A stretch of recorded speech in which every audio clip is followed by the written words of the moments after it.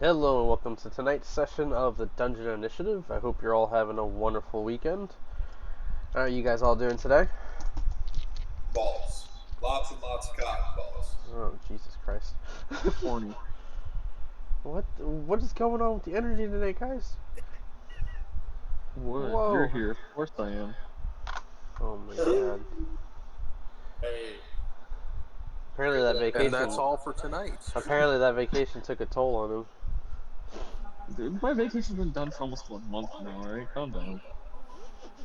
You're fine. Nah, bro, you're different. You're I'm different, built different, man. I'm Alright. built incorrect. Oh man, you know what's funny? LaFay saved herself from having to do the recap tonight.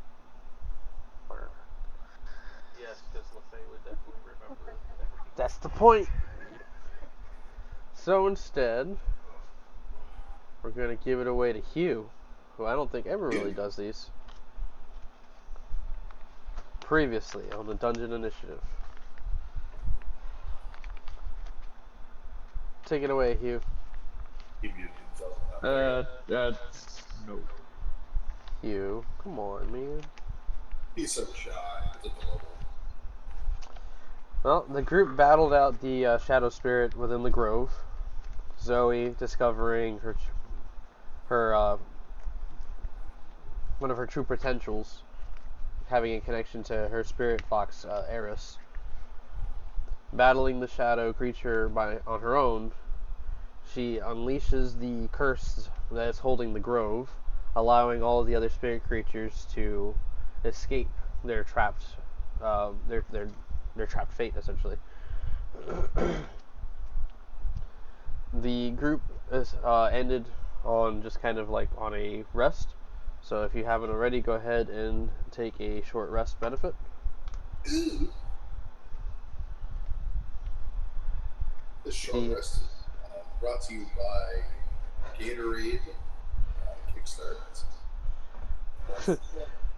Fast Twitch, I'm sorry. Correct me. Gatorade Fast Twitch. Can you just my brother in the background? Gatorade, Gatorade, Gatorade.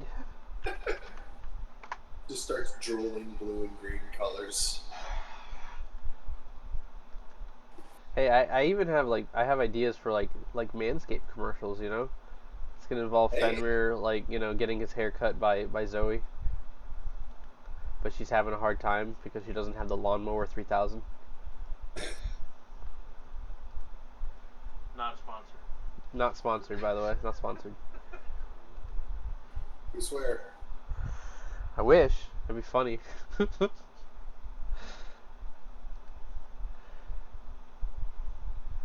Alright. But the group being rested, or at least having that short rest, you guys notice that the grove is bright. It has life. There's creatures walking around, of different sorts. Eris has kind of run off to enjoy time with its kin. The Night Knockers having a moment. Some of them kind of breaking down and realizing the people they lost recently. It's been a interesting journey, to say the least. But you guys are all finally together. Are all knockers accounted for? Two of them, or one of them died. Like from the Oni? Or... No. Oh yeah, nobody died to the Oni. Okay. Yeah, none of the Night Knockers died to the Oni.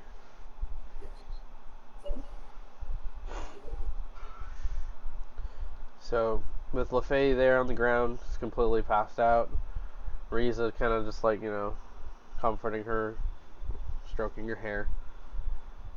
Ona has eaten the bag of candy, and she's now laying there on her back like this. The bag wasn't even that big. Riza's just like, I mean, of course. She had a second bag of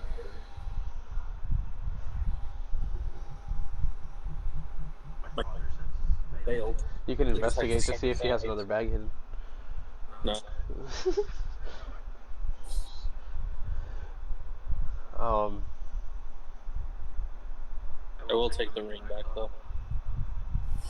Okay, yeah. No problem with that. You take the ring back.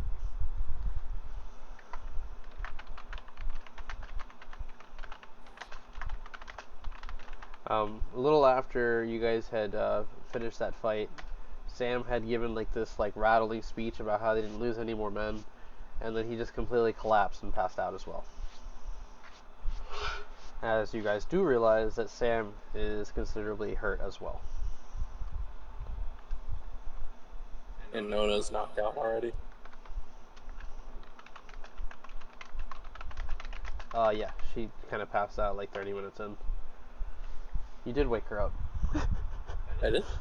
Yeah, she was sleeping. I mean, did you say like she went to sleep after eating a bag of candy or something? No, like when you went and got her, remember you opened the portal and you grabbed her? She was passed out at the time. Yeah, I know that. Yeah. So she's passed out again. Hasn't been that long. Okay, I thought you said she was awake again. I was like, okay, wait. So No, she's no, still... she's passed out. Yeah. So while they're taking care of Sam, what's everybody else doing?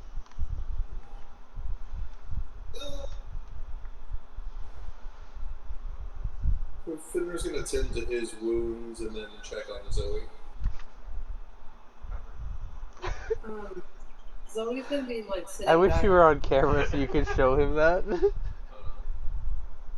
What? You said that you're tending to your wounds, and this one, yeah, he's pulling up his camera.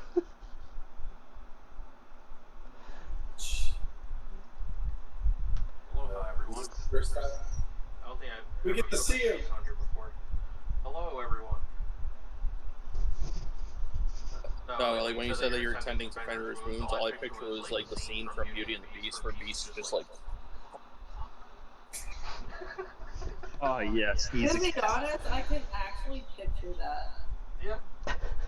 Yeah, that's Fenrir now. Fenrir's beast. Just solid lick in the hand and rubbing it through his hair. I'm starting to see what that one guy was talking about 2 years ago when he said I kind of looked like Jack Black. I can see that. I can see that. You gotta go. You gotta go. Looks like Jack Smack rather than Jack Black. Yeah. Hey, cutie. This guy. Immediately turns it off. I was already in the process of turning it off when you said that. Man, who would have thought you're such a hoe? Literally everybody. It's a long way to the top if you want to rock and roll. I ain't a hoe, I'm a lover of everything. So, yeah, it's between you guys. You go to see Zoe.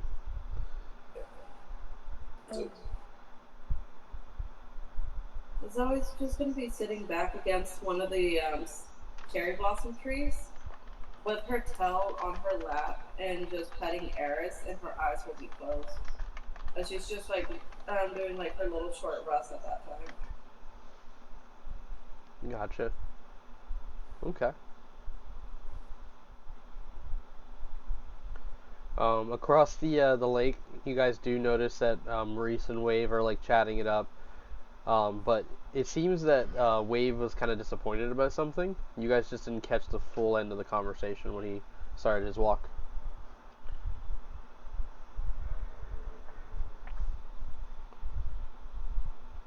Fenrir can see them where he's at.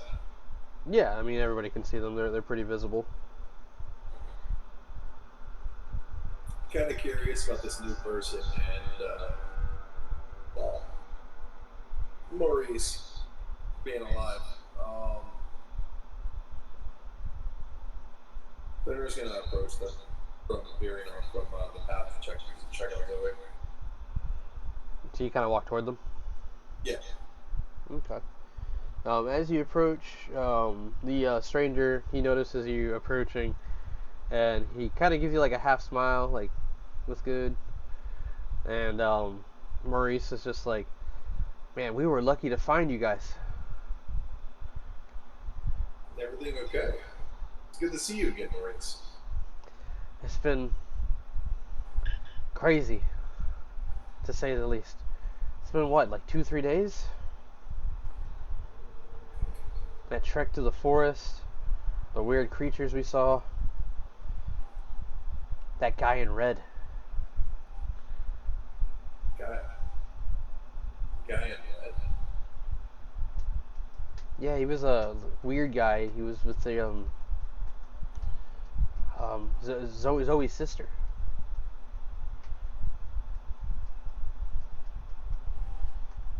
And kind of went their own way once we got close to Sweetwater. She was okay, right? She seemed okay. The two of them didn't really talk much when they were around us.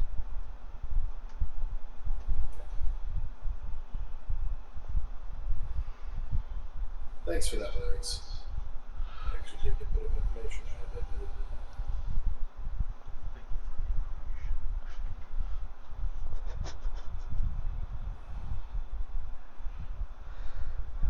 Bruh. This is why I sit over here so you don't see a lot of the stuff that I do. I can hear you though. I didn't even speak that loud. Meanwhile, the voices in your head making dad jokes. Seriously. Maurice realizing he turns to his new friend and he's like, "Oh, Finn, this is Maurice, or this is Wave," and You're all Maurice? and the new guy, he extends his hand. He's like, "What up? It's Wave. What's Liddy in the hoodie?" He like takes he takes your hand and starts doing like some weird like handshake with it. Kind of slurs a bit, but can I try to like memorize what he does? Sure. Make a wisdom check. Wisdom? Intelligence. 22. I think it'd be intelligence. Intelligence, It's actually. a perception-based thing, isn't it? Yeah. That wisdom check was 22. Is it 22? Yeah. Yeah. It's not like overly complicated. So it's like, you know, the hand comes in, pull back, then he comes in, does like this like hand wave thing, and then he like settles away. I thought there was more to it. No, it's not super complicated. The 22 is overkill. And Fenn's not a dumb, you know, character, so he can pay attention and perceive. But even like, you know, the way he introduces himself, you can kind of sense like there's like a tone in his voice, like he's kind of let down about something. You okay? Yeah, man. You know, I came down here looking for the fire, thinking that I was gonna go and do something crazy, and then it's not crazy. It's just over when I get here. And then he like pops a flame in his hand. My fire ain't the same color.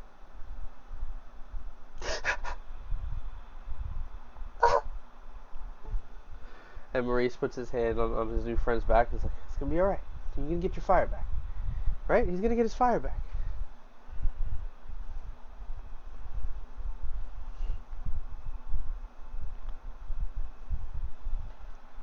What color was it? Man, I had a green flame, man. I think it was fire. It was sexy. Everybody knew me for the green flame. I guess it'll be alright. It'll be alright. Fire all burns the same, right?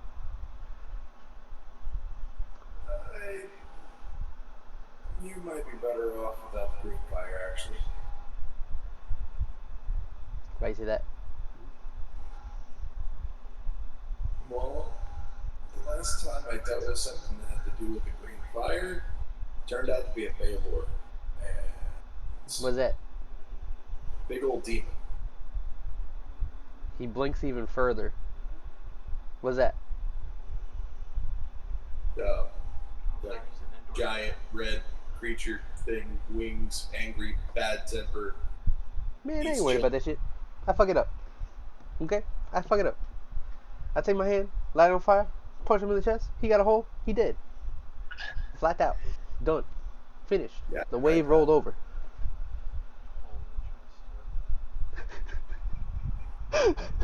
Roll Tide. You caught on, didn't you? Oh yeah.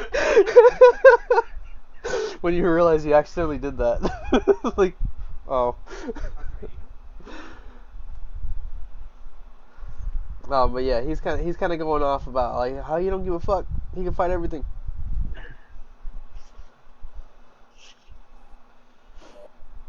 At least you're energetic. And Maurice is like, you have no idea.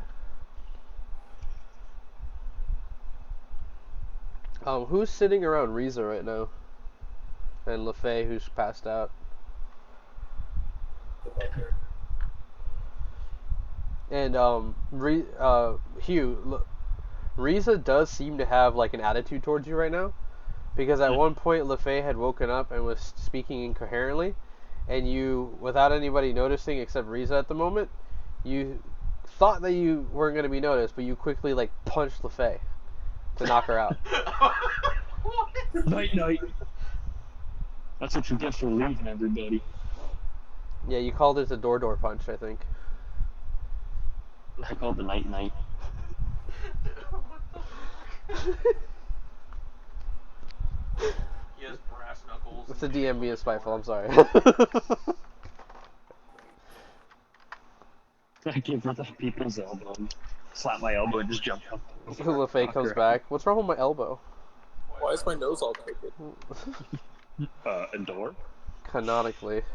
Literally, like, Hugh probably has, like, brass knuckles and, like, it's in the shape of a door. That's why it's called the door punch.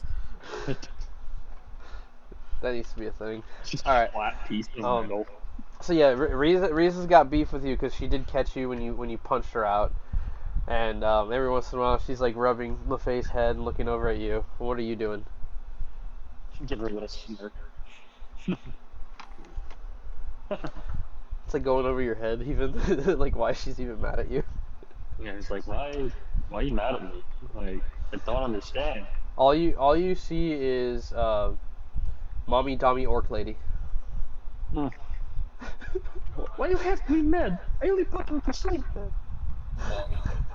Lady. Oh my God. Yeah, like all of you did notice, by the way, that Riza is like she's not growing anymore. It's not like you could really tell, but she did kind of like get like a foot taller.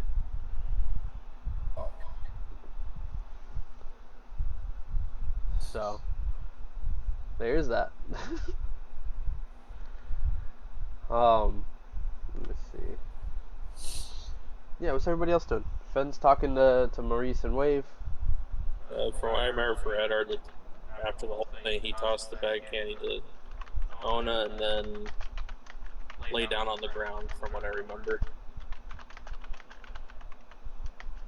If anything, I don't think he's really paying attention to the stuff going on around him. Just finally resting after a few days of not really sleeping.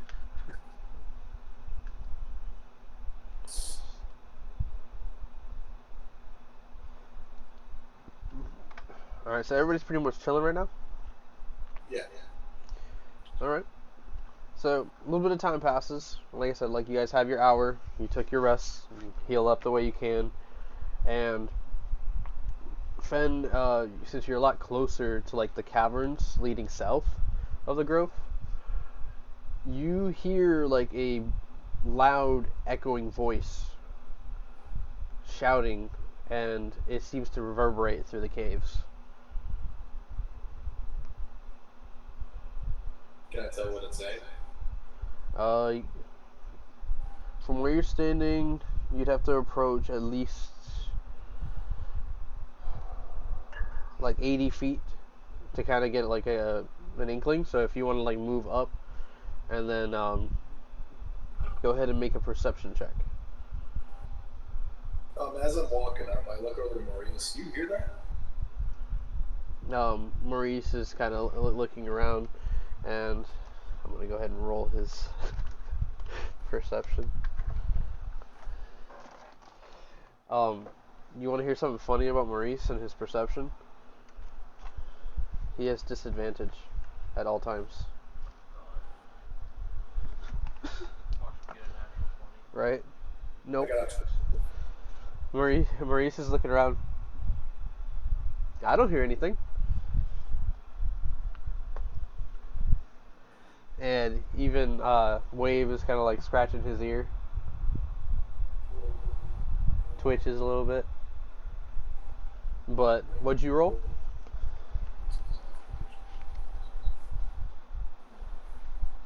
And then what did you roll, Fen? a 12. A 12. Since you moved up a little closer, you can kind of make out like who the voice is. And you can hear, "No! Stop! Get off of me!"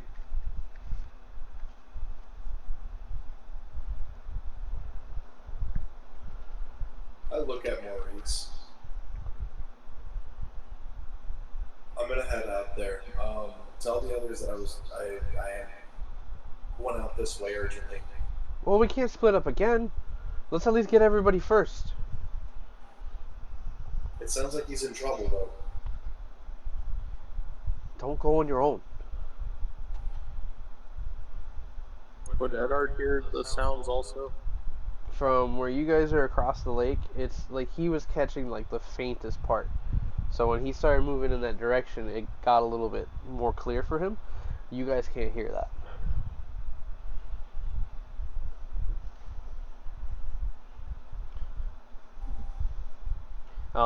Wave kind of like seeing the urgency. He's just like, "I'm on it. I'm gonna slide over there and get the other people." And he like takes off running across the lake. Maurice, he like takes out his axe. He looks at you. He goes, "Let's go check it out together. Let's go." How light is Maurice?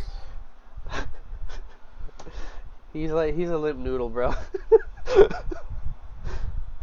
Like he stands around 5'6", very skinny, a little muscular, but he's got no armor, no real fighting experience as far as you can tell. Finrir looks at him. Get on my back. He hops up. He's like, "Yahoo!" I'm gonna go full charge into the upwarded out of the cave system towards the boys. Yeah, as you charge for it, you're like, "This is awesome!" And yeah, you reach the south end of the grove, and what you see is this like large opening, right? Standing around 10 foot tall, and it kind of like recedes down, and it kind of creates this small passage that goes deep into the to the rock wall. You proceed. Is it only one way? As far as you can tell right now, it is one way. Okay, going. All right. As you venture in, Would I recognize this rock wall at all? like the type of rock you mean? No, like is it like a man-made or giant-made rock wall? It looks like at some point people were definitely grafting it to kind of be a passage. Some of the structure looks like they had started to put like stone near the entryway, like where the arch is, but it never got finished. And as you start to venture in, I would say about 30 feet into this tunnel, you start to kind of make out the voice of Boom echoing through the tunnels. "No, no, out of my head."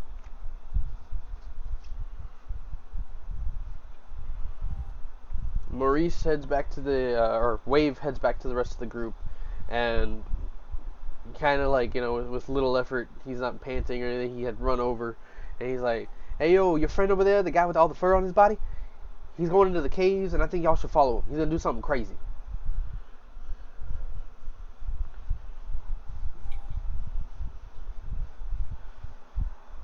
The night knockers kind of like looking over, themselves. Edgar like gets up and he's just like, "I can go with you." What's everybody else doing?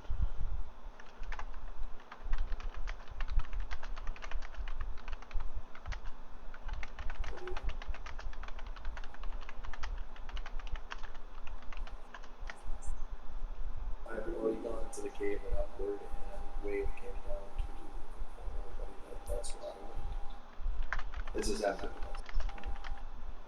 the Zoe's gonna head towards Fenrir. Yeah, you notice Fenrir has gone off into the grove between the trees and disappeared somewhere south of the area.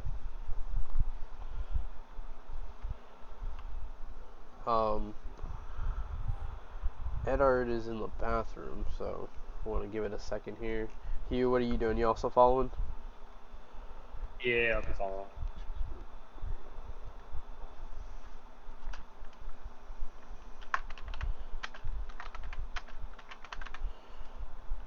So far we got Hugh, Zoe, Wave, right? Edgar is going with you guys. That's the tabaxi. Yeah. We gotta have there's this meme going on how there's not very many tabaxis in this world. In my universe? Yeah. They're there. It's so like you know how when you guys have gone to like cities or like very like stuffed areas, Yeah. it's implied that there's a mixed bag of races. I just don't pinpoint on them, you know. It's like they're all fleshed out within the world. We even had maybe it was before you guys started. There was a tabaxi in a pleasure house. It was a while ago. You can ask LaFay about that one.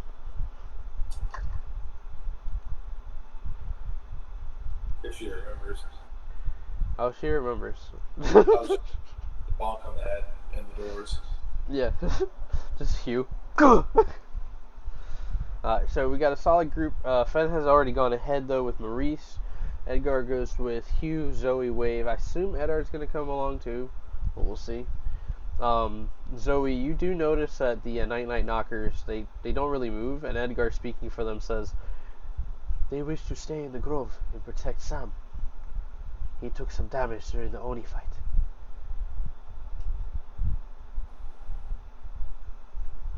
Hey, we got Ash the Warlock in chat. Hope you're having a good night. Side note.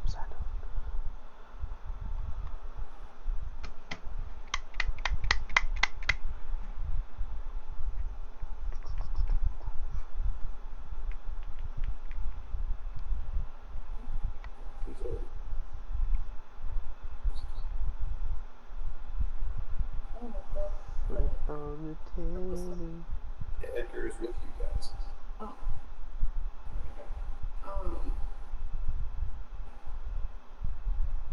She's gonna nod. At least I'll be able to hear them from afar. If they ever need any help. Yeah, the group kind of huddled by the ruins. The flame burning at the forge itself. Again, healthy and renewed by what you did. You do feel comfortable with the grove, as it does have an encompassing feeling of positivity, if that makes sense. Like, there's a good aura, there's a good energy, compared to what it was before. It was cold and dreary. The group consists of Edgar, the Tabaxi from the Night Knockers. Fenrir journeyed off into a cave with Maurice on their own. Hugh, Zoe, and Wave are going to go so far. Riza, is obviously going to stay and take care of LaFay. Go ahead and mark that down as well. Who all staying?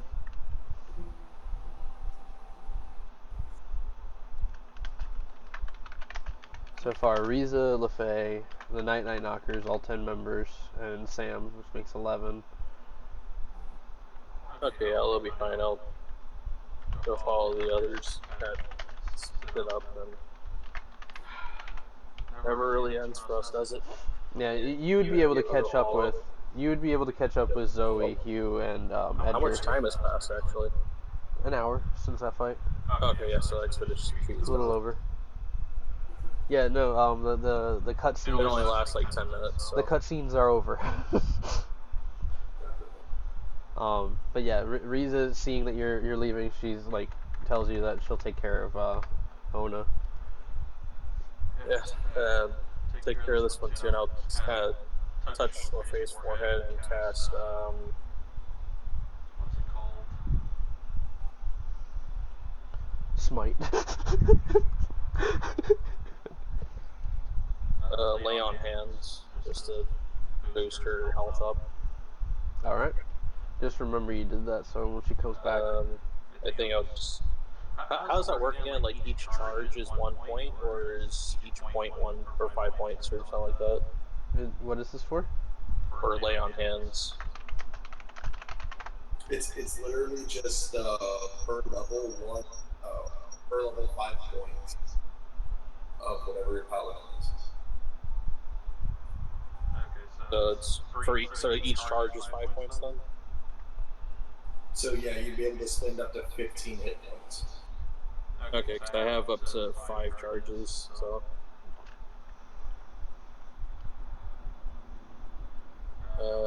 I'll use 2 of them on LaFay. Yeah. It doesn't wake her up. I don't know, it's just to boost the health up. Yeah. You like before you leave, you see LaFay kind of like turn over, grab Risa, just be like, Go back to sleep, punch. Good night.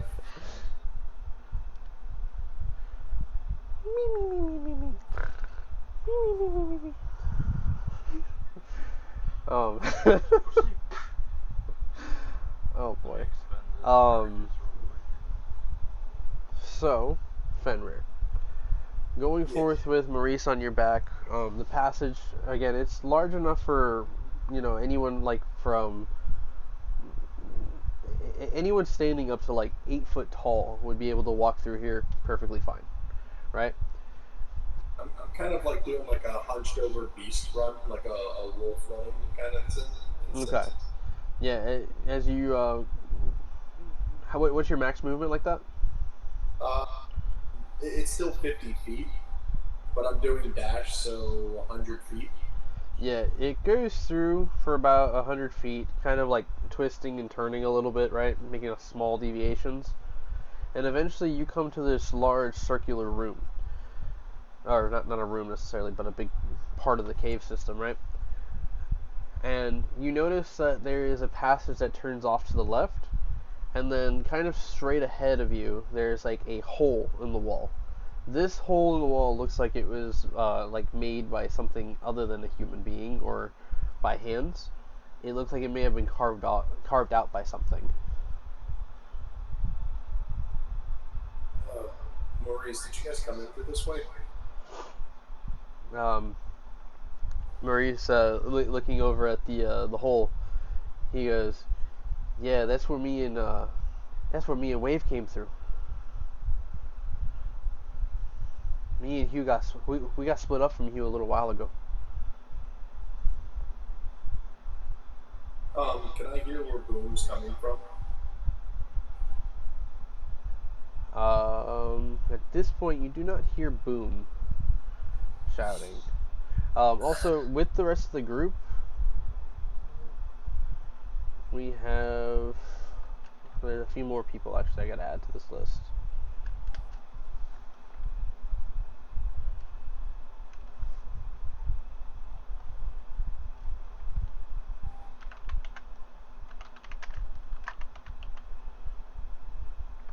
Because you guys also have Hector Zulu, which is the eldest brother of the 2 kids that live on the farm, and his friend Asher is with them as well. So you guys got 1, 2, 3, 4, 5, 6, 7 people in that party. Alright? They're just not. Huh? They're just not with us. No, they're not with you and Maurice. I'm letting everybody else know that these 2 are also additional. I almost forgot about these characters. Oh, okay. Being up front. Yeah, they go off with you, with your group. But yeah, Fen, at this point, you slowly, going down the tunnel, you stopped hearing Boom after a while. So what do you do?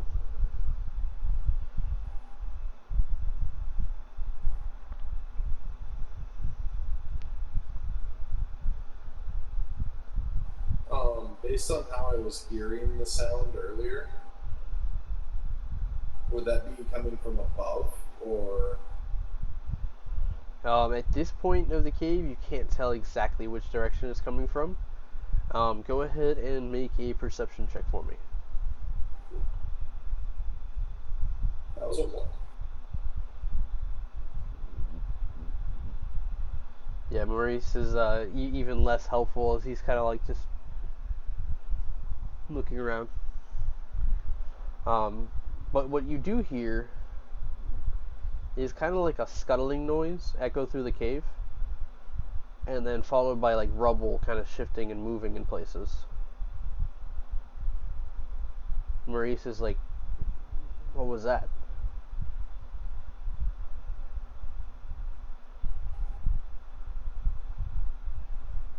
Gonna start looking around the room. We're in like an open chamber. Yeah. It's about 20 by 20 foot space here.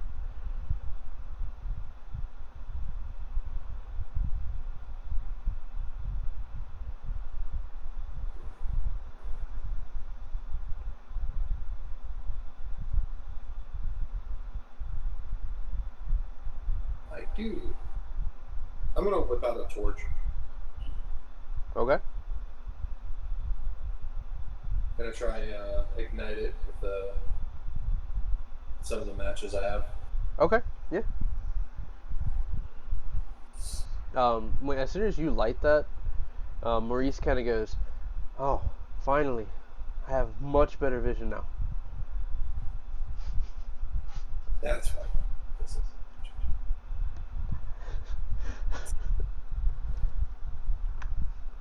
But I still don't know where your friend is. What do you do? You heard earlier? Was that nearby? What the scuttle? Like, it definitely sounded like it was somewhere within this cave system.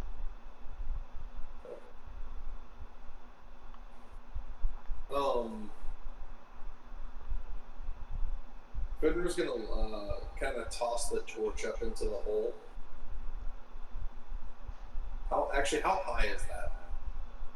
So like from the ground, it's going up about 15 feet, and the hole itself is about like 15 by 15 in width. And you said you guys came out of that cave, not the upper one.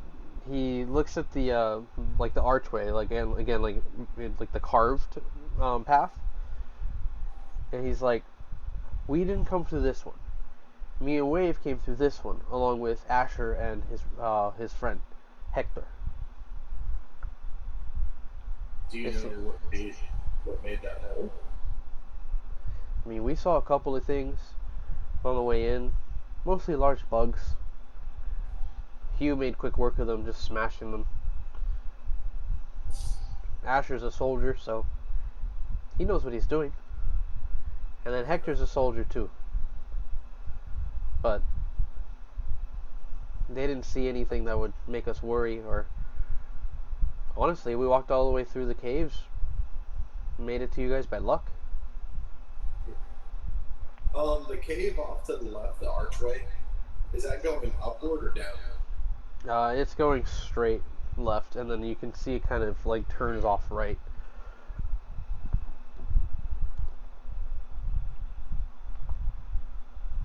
What do you think, Maurice? Up there or down there? I think we should wait for the others.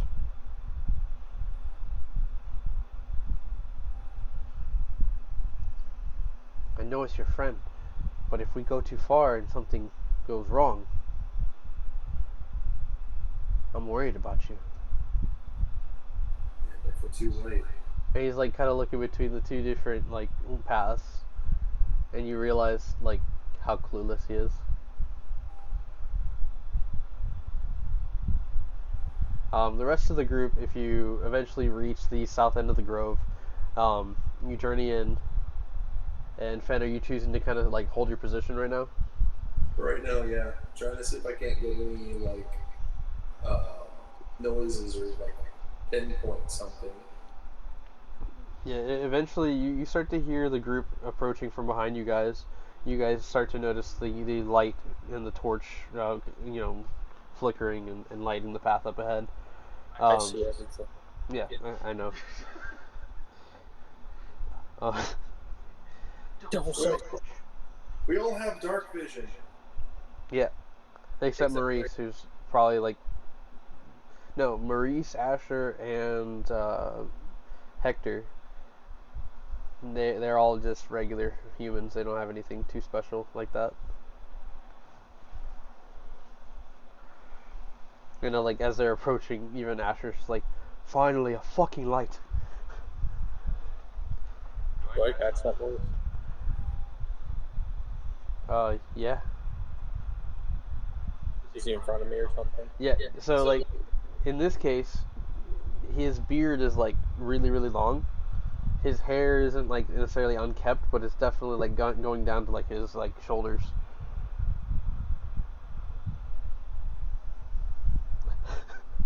Oh yeah, so Edar would kind of like make note of that in his head and just okay, keep going for the moment. Edard will remember that. So yeah, Fen, you see this character with this long beard and hair. He's kind of like stepped out. You notice that he is wearing like traditional soldier like armor. It just seems like he's kind of like thrown some like covers and leathers over it, and like done his own thing. The other guy behind him, he has a kinship. This like sandy blonde hair, and this rugged look. That kind of reminds you of the family, the Zulu family. Oh, And you realize that yes, you had seen a picture of him.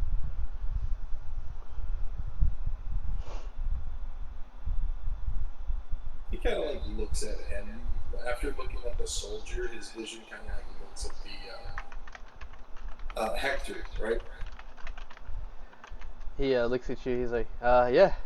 Oh, have we met? No, I've seen a picture of you.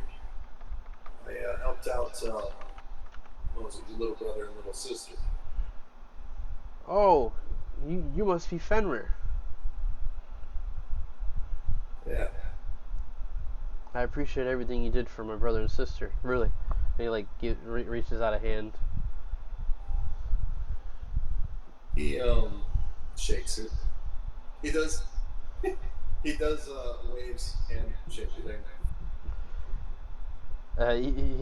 He's like he's got you on that too, huh? And you see Wave there like, yeah, I told you it would catch on. I told you.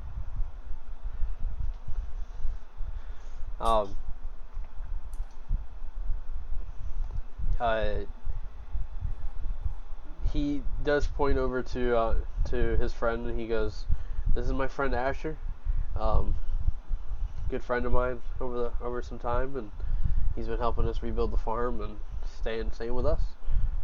Good. I'm glad you guys have some help. I'm glad to see that you're thinking back time boom scenario, trying to remember things. You're doing well. Yeah, you never met Asher. And I don't think any even if you except Ed has met Asher. But I was saying that to Hector. Oh, he kind of agrees with you, but Asher does kind of jump in. And he's like, I don't mind helping and all, but I don't really like making it happen and putting myself in tight, terrible places. He looks right over at you. He's like, "Am I right, friend? Staring the whole time. Am I right, friend? Have we met before?"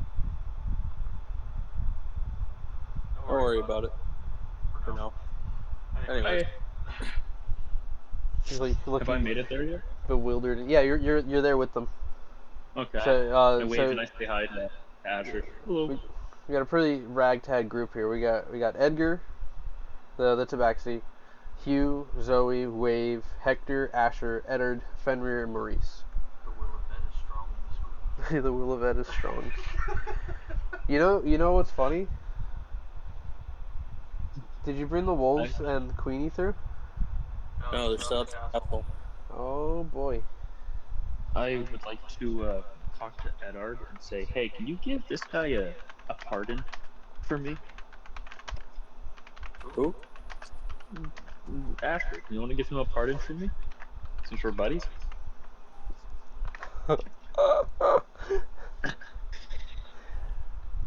There's more scuttling noises in the cave, but yes, he does ask you that, Eddard. Why? What did he do? Just yes. Just that's all you have to say. I it's not that hard to say yes. Asher's just kind of like, we don't need to talk about this right now. Nah, no, might as well get it done and over with. Why the hell are we hanging out in a cave right now?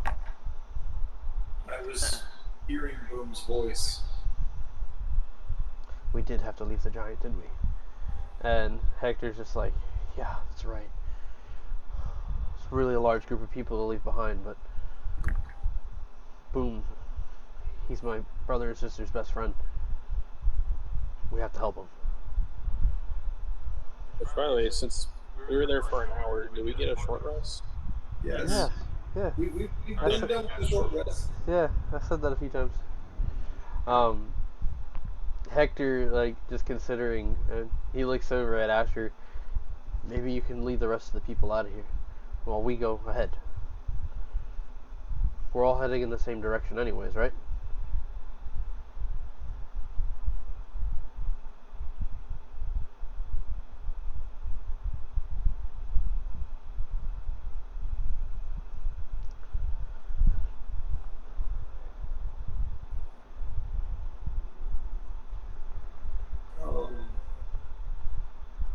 Asher, okay, go ahead. Yeah.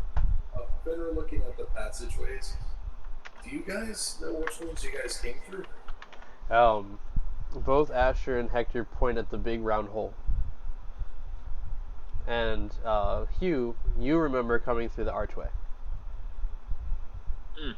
But you also remember the issue that you're having though, Hugh, is you can't remember the details of this adventure.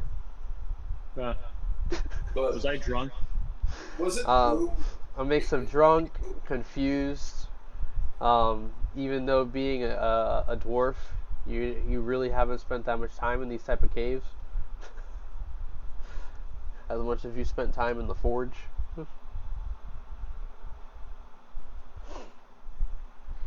Exploring is for the weak. But you remember that archway, so you're just kind of like.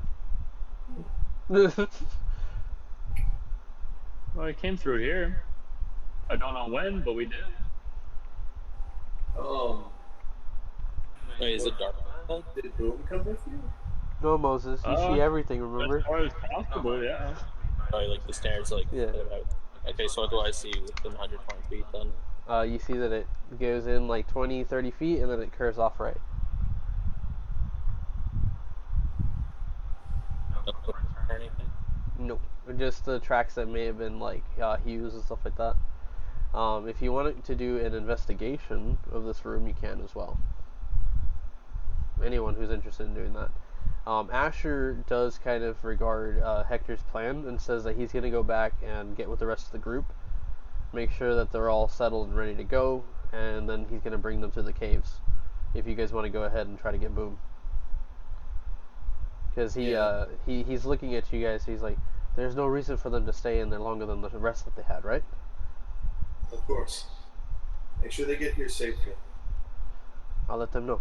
And Asher, like, he turns, and the last person he walks by is you, Eddard, and he just kind of like slides past you, kind of like looking at you funny, like shakes his head and walks off. We'll talk later. Confused, looks back at you, and he goes off.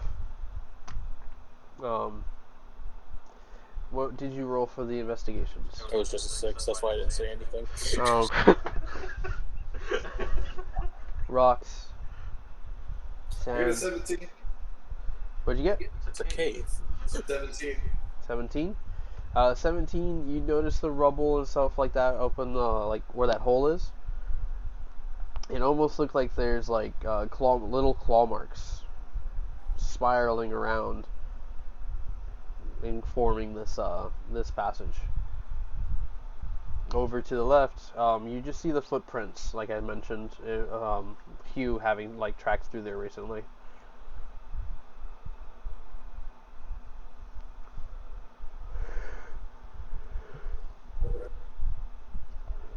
You guys ready?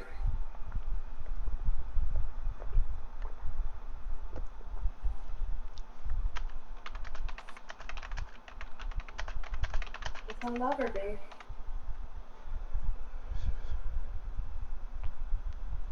You two ready? Yeah, the Maurice, Wave, and Hector all kind of like nod, along with Edgar. Edgar's just kind of like looking down the stone path, and he's just thinking, is this one of those moments where we split up?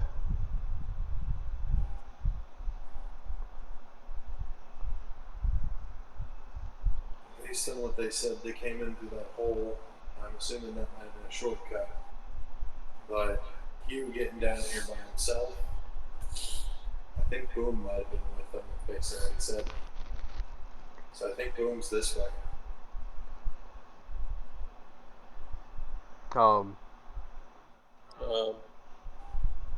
Do any of you have anything that belongs to Boom that has a scent by chance?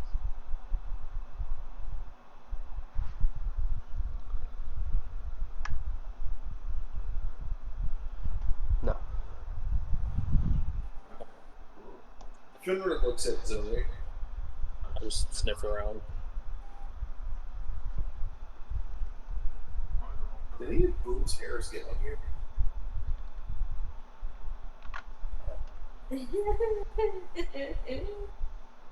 She's gonna like scratch at her head slightly and then reach into her satchel and pull out like a claw. I did kind of keep a few of his hairs. You made him those clothes. Yeah, yes, I did. And I also just put braided fungus. his hair.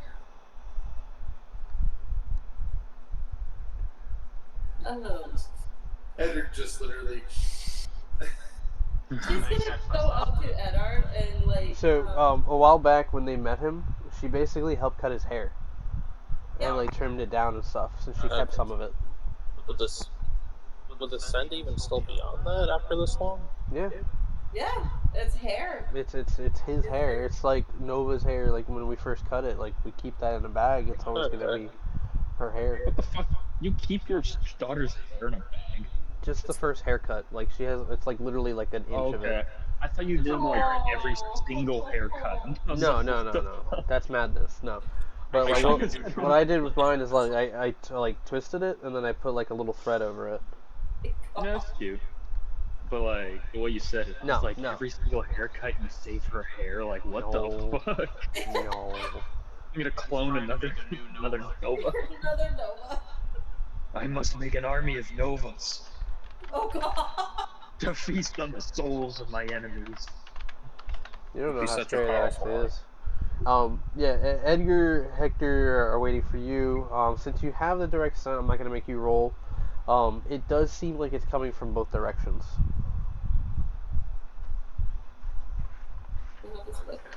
Eddard would just kind of approach both paths and just like, all right, so it's coming from that way. He literally just points down both cave ways. Make a perception check to discern like which one you think it most likely is. Perception. Mm-hmm. Yeah, no, he's grounded and sniffing. That might be 19 on perception. You just passed that. You lucky fuck. The scent seems to be coming uh, much stronger from the hole that's 15 feet up in the air. So at first they'll be pointing at both, and then like, nope, that one. So, what are you guys doing then, knowing this? What? Let's say something, but I'm Say it. just gonna keep it to myself. Say it. Do it. I need to hear it. Are you sure? Say it. She's Alright. gonna say that she doesn't care that you broke your elbow. Zoe's gonna walk up to Edard and just pat his shoulder because of how short she is compared to him. And be like, good boy. You're doing such an awesome job. Thanks. Wave seeing that, he's just like, personally, I wouldn't take that.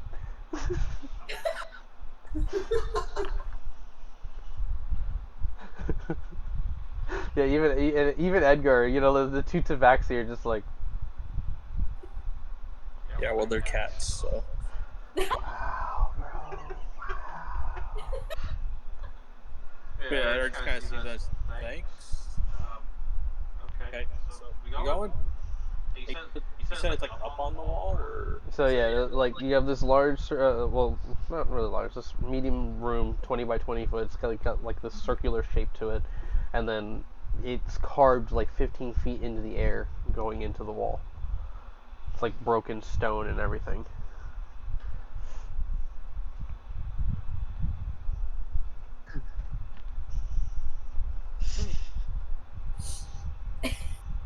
How high up again? 15 feet. 15 feet. Okay, I have to miss the first. We're gonna have to put a big sticky note right on his computer now. On mine? I've been up since like 5 this morning, so it's like, I did a 25-hour stream. nice. Would have been. Anyways, alright, so we going, or you guys staying here, or what's going on? Yeah, in what order are you guys going in? Going toward the hole. Towards the one that smells the strongest. Zoe's just gonna look at Fenrir and just smile. Let's get going.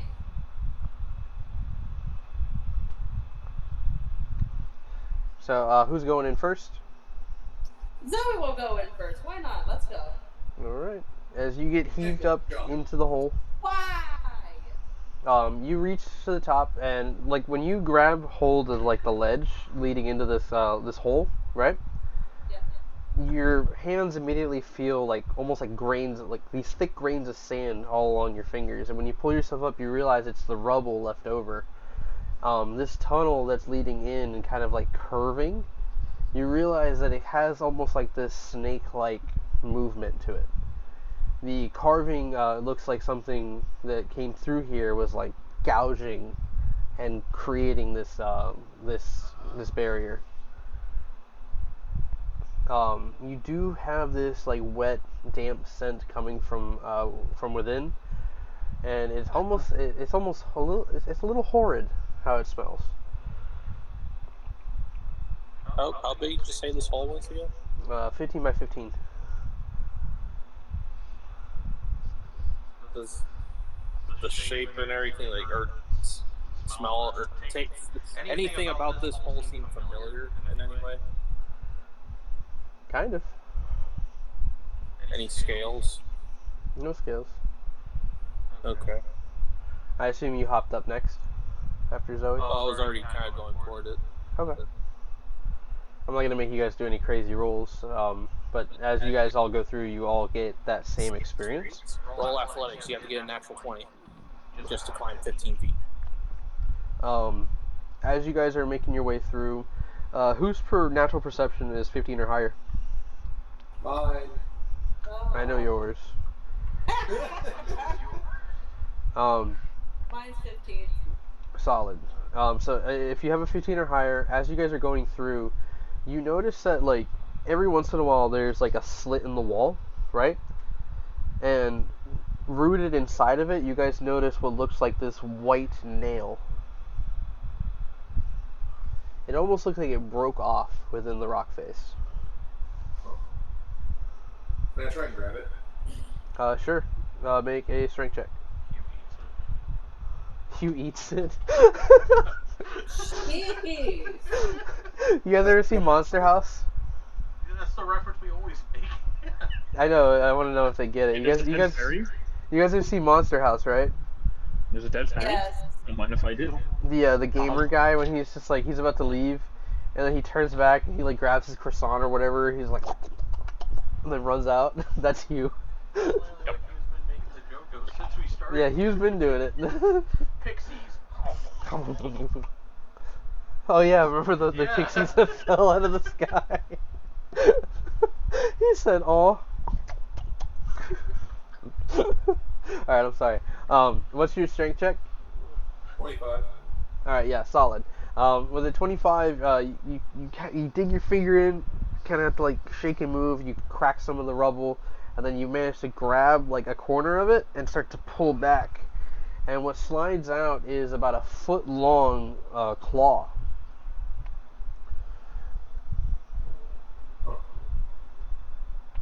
Do I read anything I've read in my book? As far as you can tell, this isn't totally familiar.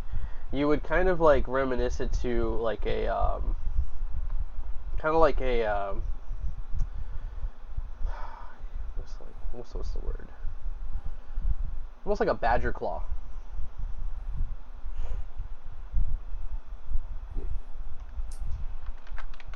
Hold on, that's not the right term. No, a mole. You seen a mole? Yeah. Like that kind of like long and narrow. Yep. Yeah, it kind of looks like that. The little fuckers that do this. But this thing is abnormally large, as you can tell. But both you and Zoe notice it that like every few feet you'll see these like pushed into the walls.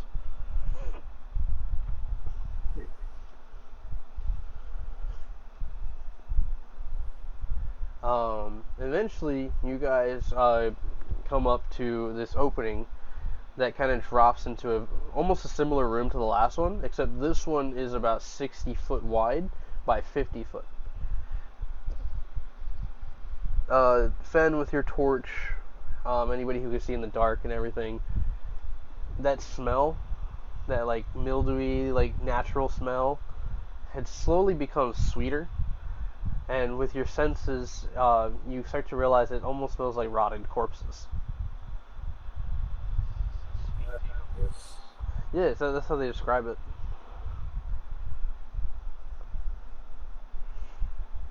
What kind of corpses? You guys notice that there's a Or lot is it of just the smell? large animals like up against the walls in the middle of the room, and you guys are like, as you guys are like one by one filing out of this hole, sliding down the rock face. You guys notice that you realize like how the fuck did the others walk through here and not mention this? Because they are them. How many did all of you like go ahead and like climb down into this room? Yep. I did. Okay. What? Edward's following the scent, so he kind of has to. Okay. Fen, you going down too? Hugh?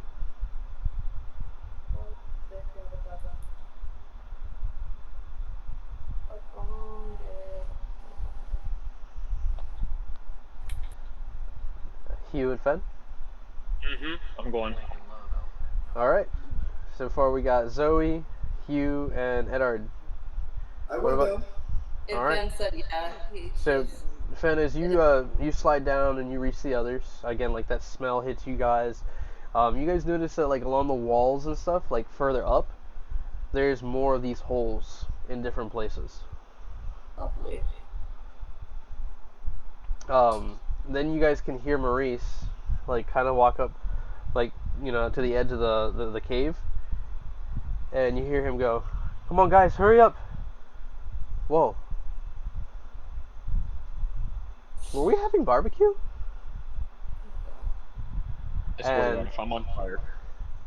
You guys hear like the rattling noise kind of like shake this room, rubble pieces fall out of the holes. And behind Maurice, you hear Hector shout out, "Everybody look out!" And there's a rumble and a crumble as that cave collapses between them and Maurice, who has to jump off of the ledge, and he's like falling 15 foot.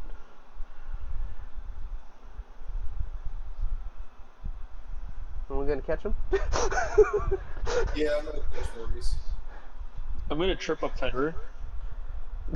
I'm gonna prevent Hugh from doing that. Edard will just stand there watching the scene.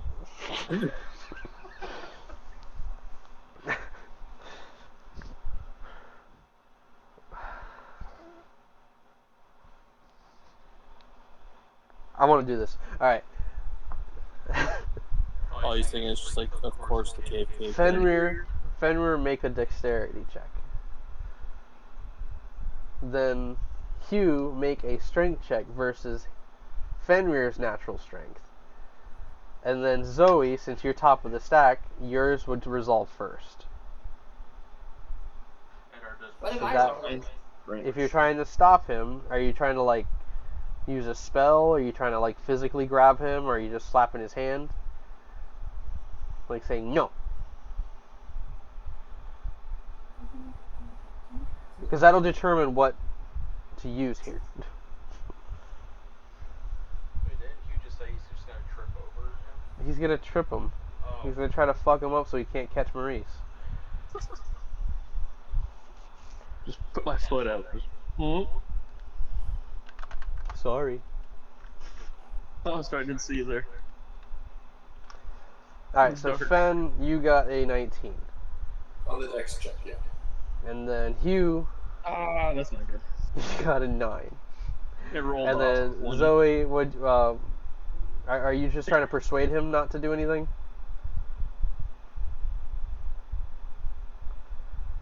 In fact, all of Good us. talk. I still have something funny in place. I hope you guys are ready. Since we like to play so much. Oh. LaFay changed her profile picture? No, she's literally just telling him, can you please not do that right now? Alright, so make a persuasion check. Not wasting a spell on this door. A 16. Yeah, you're 16, persuading him to not do it, even though he kind of like, you know, touches Fenn's leg or like makes the move. You kind of like get his attention and giving Fenn the chance to catch Maurice as he falls down. Bits and pieces of rubble kind of like scoot out, and you can hear the others kind of like shouting and struggling on the other side. And then you guys hear like a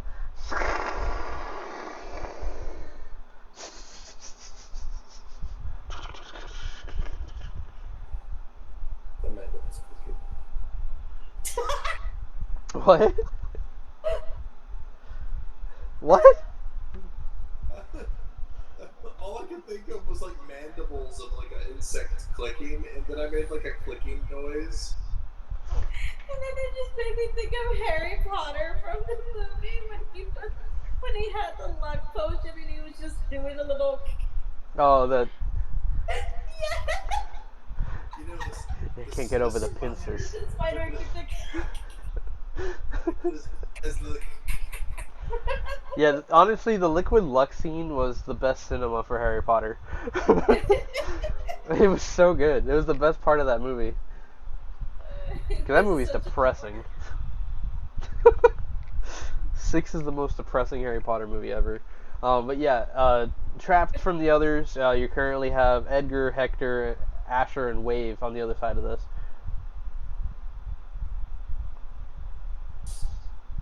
Maurice is looking up at you, kind of like holding on to you. It's good to have a big guy friend, huh? And like he like climbs up on your shoulder and like hangs off your neck. Edard's kind of looking around. Does he? You said there was like the clicking sounds. That Yeah. Just drop him like how. sex tables. Jesus, no. yeah, I was just looking around. Maybe forget. Make a perception check.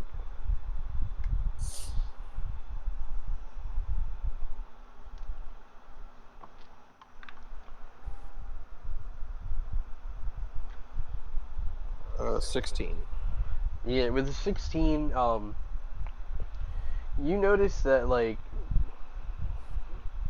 there's like little bits of rubble falling out of some of the holes in the ceiling, and it seems to kind of be moving along the side, and then eventually the rubble stops, and you kind of have this feeling that from where you're standing, this is the north end of the cave facing south, you see it kind of recede and then stop along that left side wall.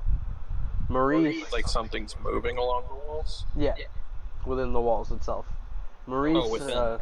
Maurice kind of looking around, he points in that direction, and sure enough, you can kind of see that there's this passage really close to the ground, not high above like the one that you guys just came through. And he goes, "That's where we came from." There's a little more scratching and rattling, and he goes, "Or maybe that one." And he points at another one that's like 5 foot above it to the left. "Or maybe that one. I know it's somewhere along that wall." Where's the scent trail going? It's somewhere within that end. And what you're smelling is this like very musk like smell. I don't know if bugs or anything smell or anything like that, but I'm pretty sure there is, but trying to fight through that smell, just trying to stay out the giant scent at the moment. it is definitely coming somewhere from that direction. But it is being like kind of clouded with whatever's there right now. What are the rest of you doing as Eddard is perceiving? Also, I would let everyone else know like, there's something going through the walls, so just be on your guard.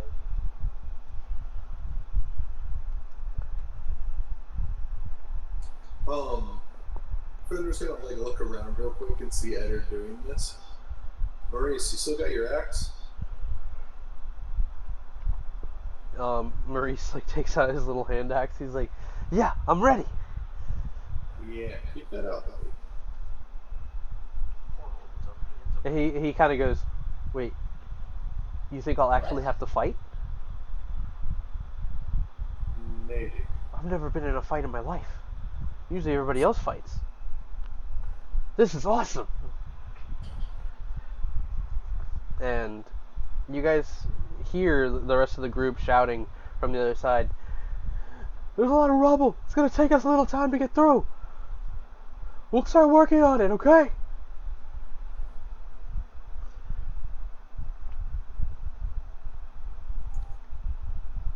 Ben, throw me through the rocks. He looks at him. That might cause a cave in. Maybe, but maybe we'll get out faster. No, that's gonna cause a cave in. You don't know nothing, don't you? Ben, anyways, I say you throw me, and we see what happens.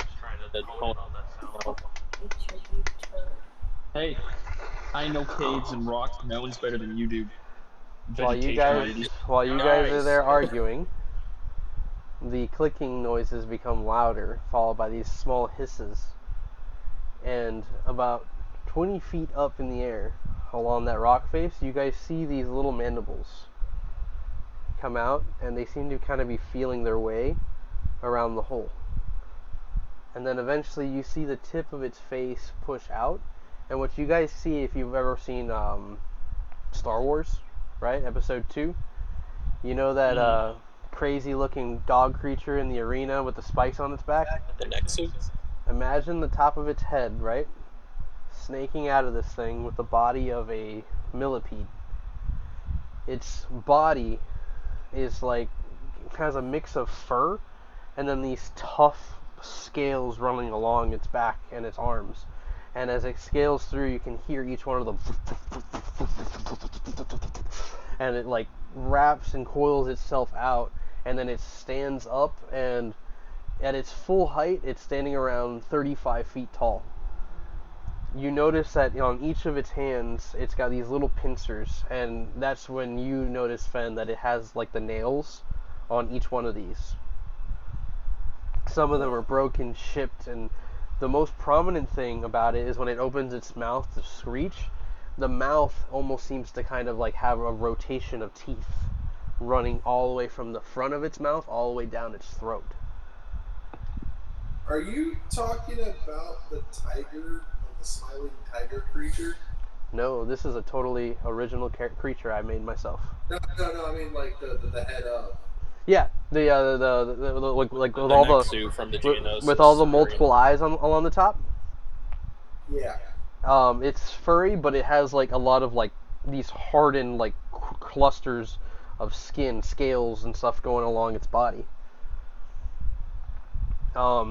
Its two most prominent arms almost look like a praying mantis with multiple long tendrils. If you've ever seen the Therizinosaurus, Yes, my mortal enemy in art. it literally has those, and they like stretch down, each one of them about like 5 to 10 foot long each. And it looks down at all of you and screeches. And it just echoes throughout the entire cave. And that's where we're going to take a quick break. I thought you were about to say that's where it is. No, we still got plenty of time. 23. Are we doing initiative? Yeah. Zoe is currently making bacon. Just give me a heads up. Okay. That's the highest initiative I've ever heard. So Zoe goes first. With a whopping 33 initiative. I reference that College Humor skit like all the time now. Suddenly, a giant meteor falls out of the sky. And Scoots is dead. The Scoots has his afterlife effect. And then another meteor! That was the fucking thing where he was just like, I shattered the rose at my feet. And everyone's like, well, that was the only thing that could give, like, victory. They need more of those skits. Those are too funny. Maybe I should revive Scoots. Alright, thanks, and I punched the Goblin King in the nuts. Well, good thing Scoots has a brother named Skeets in the town next over. Oh, sorry. The meteor took him out too. Nothing beats the Key and Peele skit, though. I'm a giant named Kanye. Oh. Have y'all seen that one? The giant named Kanye? he busts out the bar's tab and 1,000 titties fall out of the sky. Like, what? I don't want to play his game. He orders some rosé. They don't have rosé. I'll smack that motherfucker in the face.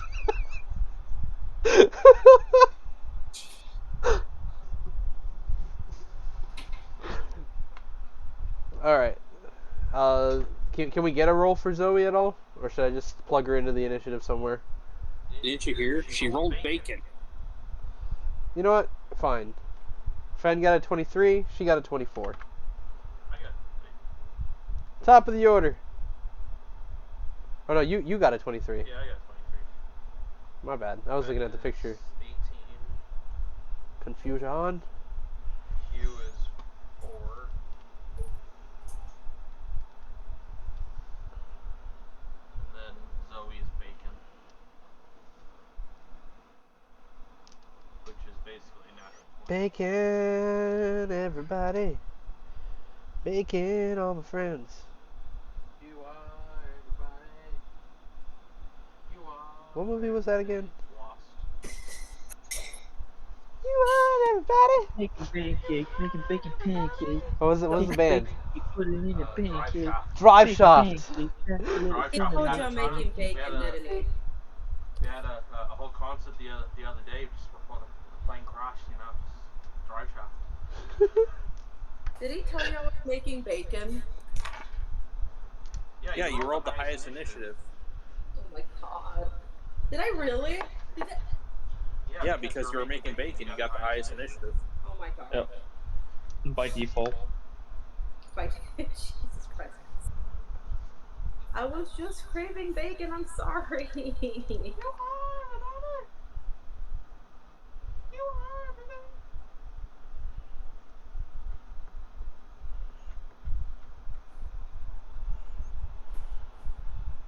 No, but really, am I really gonna be first? Yeah. Oh my god. Actually, You know what? Since she had the initiative to make bacon, she gets the option of where she gets to start. Like if she gets to go first or last or somewhere in between. Just because bacon. This thing's health includes the number 69. Nice. That means this Monster's tough. You are gonna have to recap me though. What we're fighting. What are we fighting? Did you just like roll the random number? No, this fucking thing just those reset. thingies. What happened? It reset. The initiative order? Yeah. I hate this. Every single time. It doesn't save the encounter. It doesn't. So frustrating. Everybody roll again. What? You mean you don't just keep the initiative we already rolled? Well, Zoe had a 24, you had a 23, right? Hugh, you, no, just, I'm gonna plug it in. I'm gonna plug in the numbers. Don't worry. Maurice had an 11. I got a 17 this time. Badger had a dirt 20. It's not a badger, but I still called it the badger. You called it a badger? It's. I'm using it as a placeholder Badger face. for the creature since it doesn't exist in the book. Yeah. Fan, you had a 6 earlier. I had a 18 actually. Yeah, he has a advantage. I have Yeah, he rolled twice. I have an advantage on initiative. I see it. Okay. We got 24, 23, 22, start. Okay, boom. You guys are pretty much in the same spots. Okay. Yeah. Man, this is bullshit. I want to be high. We're gonna rock down to Electric Avenue. So going first, we got Zoe. This creature is currently standing 40 feet away from you. Yay. This would be considered gigantic. I don't know, you tell me. Am I? Creature. Close to 35 foot tall. The D&D book is not very clear on this information. May I So attack? it's like mid-size. It's slightly larger than average. Holy shit balls, it's huge. How big did you make it? No, I'm looking at a chart. It's huge. What's huge? We're in. Can you see 60 it's feet humongous? across and then 50 foot wide. Yeah, it's humongous. Yeah. Oh yeah, so it's me. I am fighting you. Oh my gosh, it's so huge. Humongous. Longer. Dum dum dum dum dum dum dum dum dum dum. When it rains and it pours, and I'm out on my own, crash and a burn. So it's specked out of a purple worm. Got it. It's a giant people eater. Alright. I'm gonna flame strike it. Go ahead.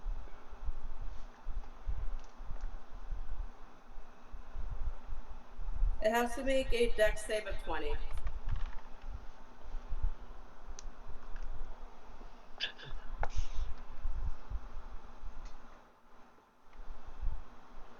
Uh, 17.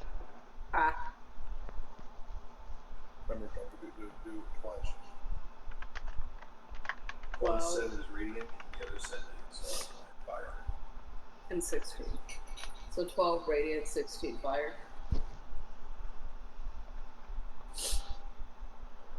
Did you hear what I said, Effie? What was that? So it hits for 12 radiant and 16 fire.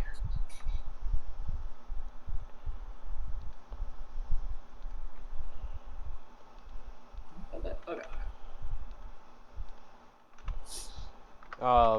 You strike it with this attack, and it does kind of like cower a little bit, realizing that it's sensitive to the light.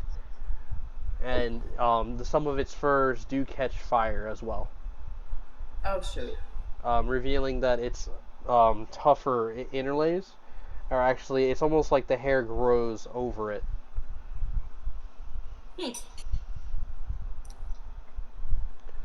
From there, is that your turn? Yeah. Go over to Edod. How far is it again? This thing is 40 feet from where you guys are standing right now. How clustered is everyone right now? You guys are still like within reach to each other right now. I'm gonna move 15 feet toward the right. Okay. That way we're just not all bundled up. Okay. And I'm gonna fire off 3 Eldritch Blasts at it. Well, actually, first.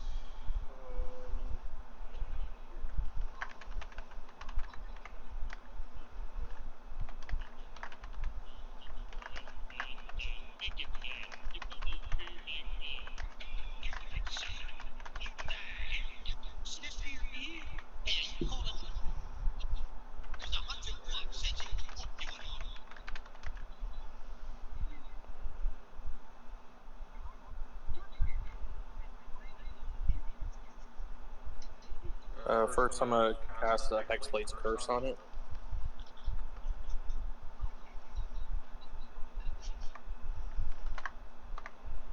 Okay.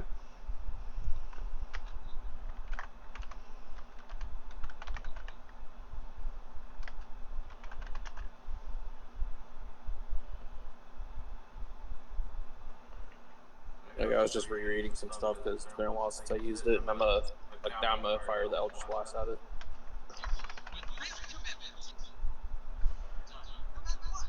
Okay. Eldritch Blast is force damage as well, right? Yeah, and the first one's a natural 1, so completely missed it. Alright. Go ahead and roll the damage.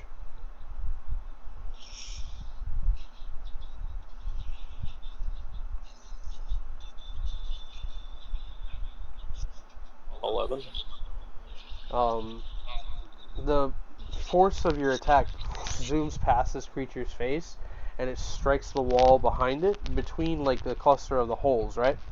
And you see that it crumbles it, and you see it collapses that side of the wall.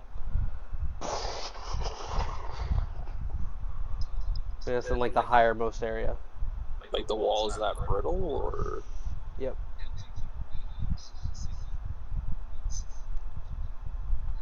Fire another one. I only did that because you got. I did that because you got the nat 1. Now it's a natural 20 for 20.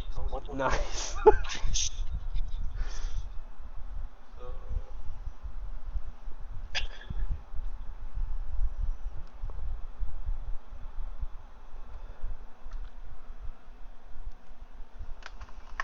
Total, that'd be 28 damage on that one.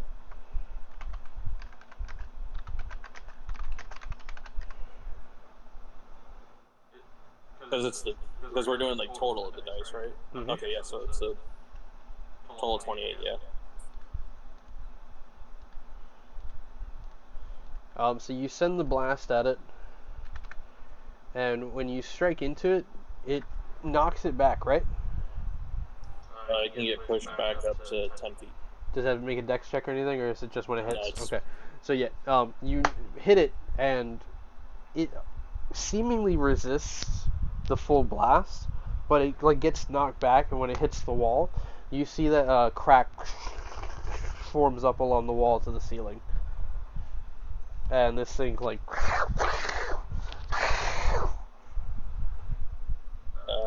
I think I'm gonna hold off on the third one since it seems like every time I do damage to the wall, it might hurt us. Is it possible for me to hold the third Eldritch Blast or no? Because it's technically all one attack.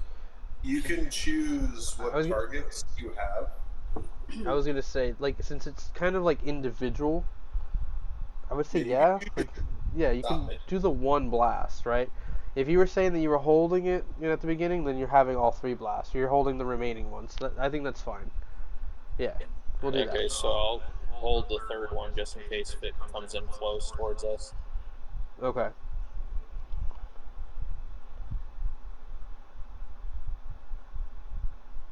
Let's see here. And that's your turn? Yeah, that's my turn. Oh wait,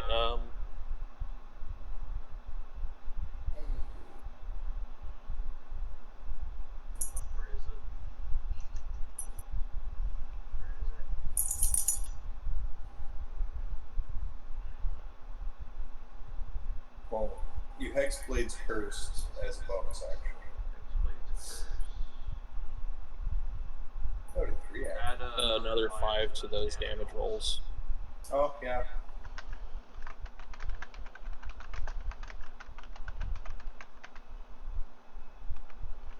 Oh, he's gonna go for a while. So it's pretty much plus 5 damage to the wall that got hit, and plus 5 damage to the one that hit the monster. One more time? Add plus 5 to both those Eldritch Blast hits, because add 5 to the one that hit the wall and then hit the monster, because Hexblade's Curse adds plus 5 damage. Since you struck the wall, I don't think that would count. Okay, then just the monster Yeah. then. So that'll be a total 33 total, so just add the 5 in. Got it. Alright. At the end of your turn, this thing, like, raises its head, looks at the main cluster of the group, lowers its head, and, like, charges forth with its pinchers, like, raised in front of it. And I'll fire off the third Eldritch Blast on its side then. Go ahead and shoot.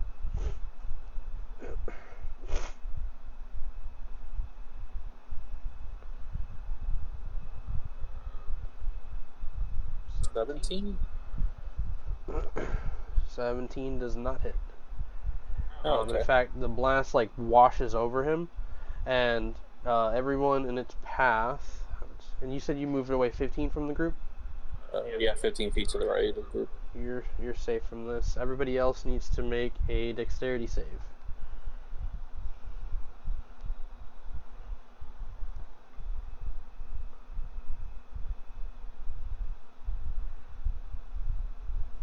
$13.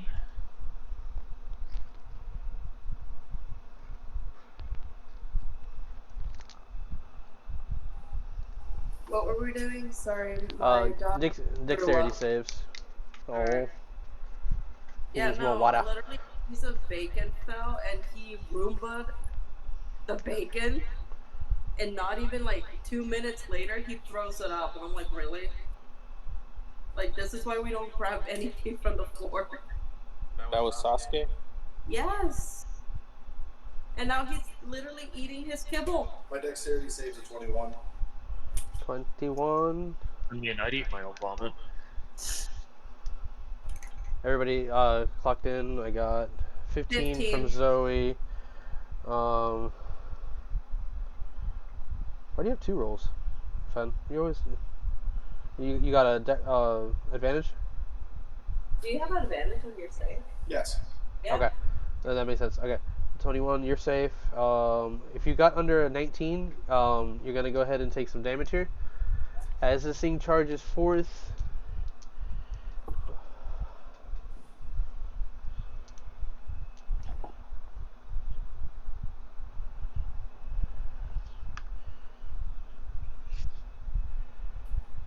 29 points of bludgeoning damage.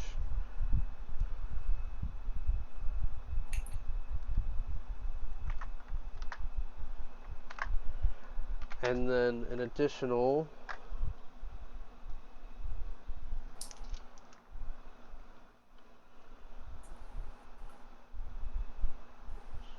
We fitnesses. 22 slashing damage. As this thing like approaches you guys and slams into you, it's slashing away with its hands. Fen, you take half of this damage. Okay, so And then it will now occupy your space. you said 29. Yeah, Second. 29. 29 on the first one. Since you guys are about 10 foot from the wall you came in, it's going to knock you guys back in that direction. So at this point, the creature would be between the group of you. And let's randomly do this. We got 1, 2, 3. So Fen, you get knocked over one way with Maurice. Hugh and Zoe, you get split off on the other side of this creature. So you're on the left, Fen, Maurice, and then Edard is off to the right. This thing like turns on the spot and is like looking at all of you now after dealing this damage. And then from there, it goes to its turn. Oh, was it its turn? Nope. Legendary action at the end of your turn. Thanks, Edward.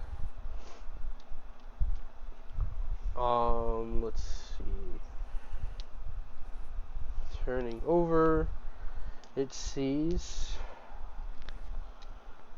Zoe. Pick a number between 1 to 10, and you as well, Hugh. 7. He said Hugh. Yeah, and then Hugh. For what? Pick a number between 1 to 10. 3. Congratulations, you are the closest. You win the damage. No. Yay! Seeing that you're the tiniest and what he assumes to be the easiest prey,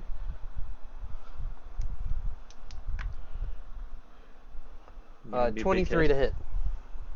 That just hits. It's gonna come at you with the first strike. 18 points of slashing. This isn't gonna be good. And then the next attack coming in for a dirt 20. That will not hit. And that will be it for its turn for now. Well, this is not gonna go very well for me. It's your turn, Hugh. Then I'm going to retaliate, and I shall swing at it. So that's a nat 20. Nice. 16 points of damage to the first one. And what kind of damage is it? 31 hit? That's bludgeoning. Both of these are going to be bludgeoning. And then 31 to hit for the second. That hits, yeah. And 9 points damage for the second. I think it was my initiative was 18. Alright. Smashed. Hey, did I get a turn You're next, actually. with an 18 initiative? I see a 16 initiative. Prior to that, Prior to that was an 18. that was the original initiative. I was Yeah. sure if we were re-rolling or... I'll get you dialed in. So Hugh, go ahead and finish the turn, and then we'll go to Fen, and then the next round we'll go in the right order. Okay. I already finished my turn. You're good. Alright, Fen, here you go.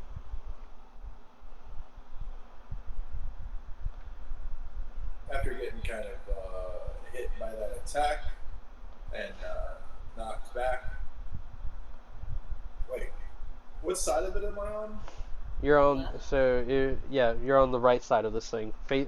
So if the hole in the wall where you guys came through is behind you guys are now up against that wall after it knocked you guys back.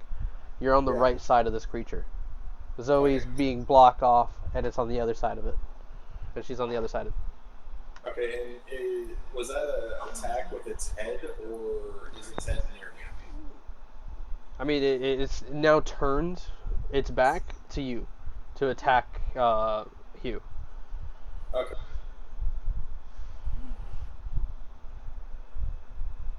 I get lucky.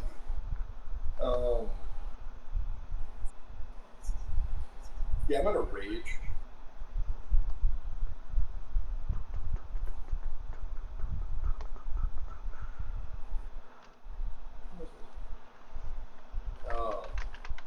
Yeah.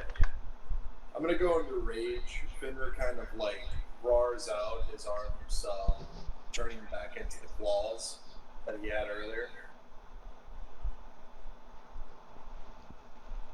I'm gonna start off making my 3 attacks to this thing.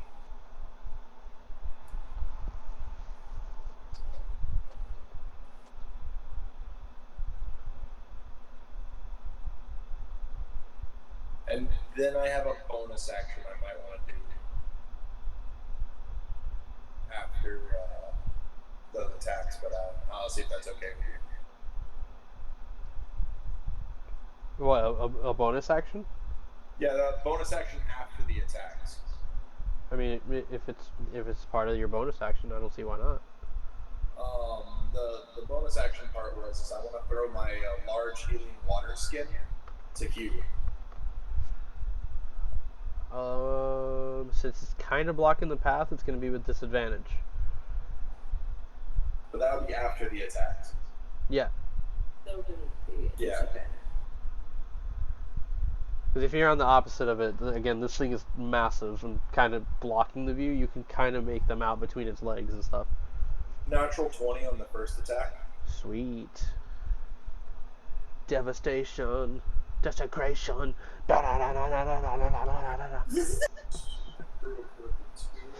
He's gonna kill my cave carver. I worked so hard on it. Should have never released it yet. Send in the family. There's a shit ton of them. It's like the scene out of King Kong when they're in the trench. Oh. Because there's like little itty bitty ones and there's mega gigantic ones. 26 slashing. 26 to hit? Yeah. Or No, 20? no, Oh, damage. damage.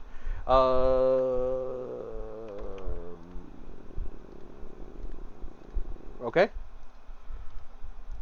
Is this considered flanking? Yeah. 21. 21 does not hit. Does not hit. Nope. It glances off of its natural armor. Try and do like cool sounds. Oh, that's 29 slashing. Sorry, plus 3 damage from rage. What's oh, it's just rage damage? Yeah, the plus 3 is the rage damage. Yeah, pure rage goes through all the way.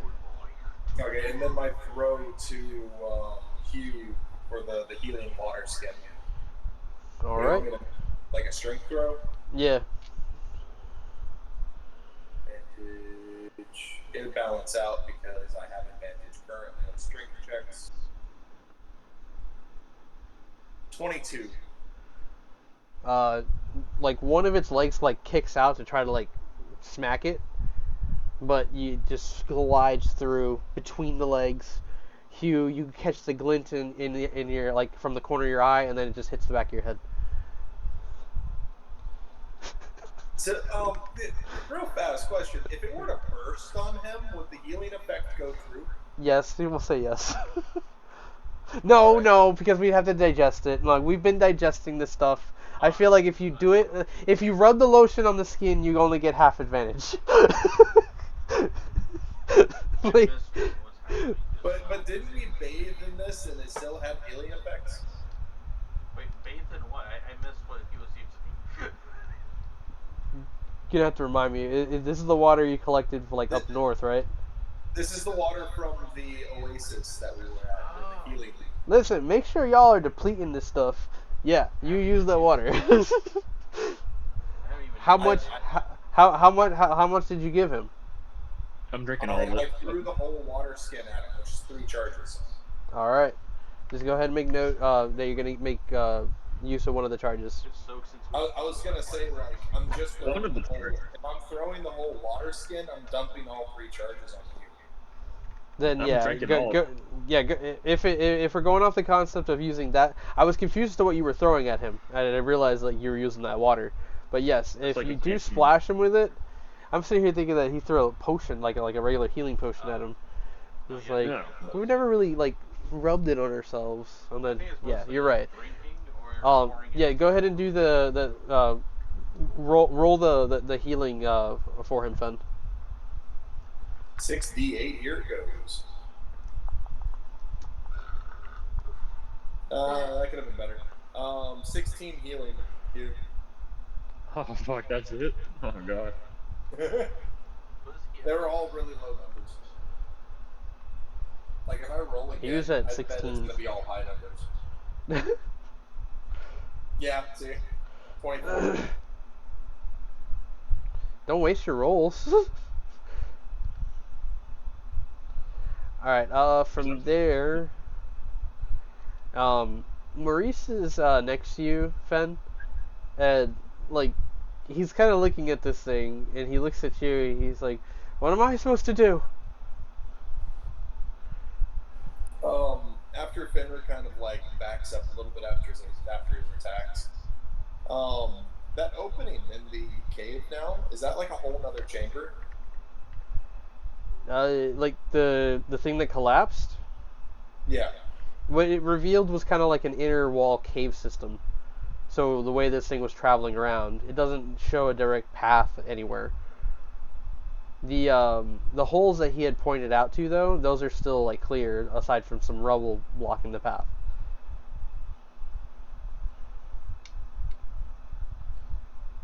But he's gonna roll something here. Can I make a Can I make like a free-ish action to like drop my bag? Sure.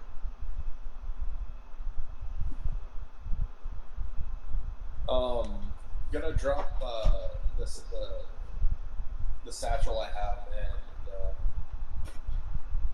and look at Maurice. I might have something useful in there. I wouldn't be able to sell it. He's like kind of like directly staring at this creature, right? Almost like he's just looking right past you, right? Mm-hmm. And he goes, "No, I have an idea." And like he runs forward and he levies off of your back and leaps off toward the creature onto its back. Oh god. And while he's there, he takes the axe and he swings it up. And you realize that the creature has a split on its back. Huh.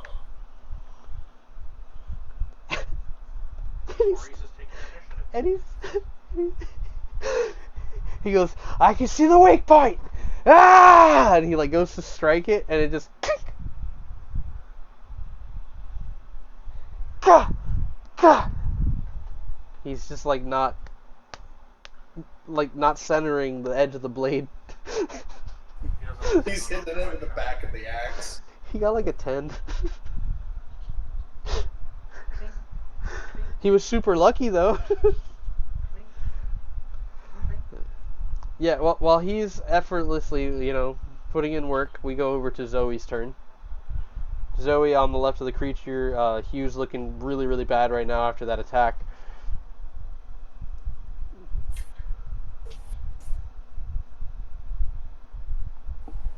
How far is he from me? He's like right there next to you. I'm gonna hand him a potion of healing supreme from my backpack. Okay. Here you go, Hugh. I don't want you dying at all. So how much is that again? Supreme is a lot. A lot as in Give me a second. You're gonna be rolling 100 4s. Plus 20? Plus 20. So 4d4s plus 20? No. 10d4s plus 20. Oh.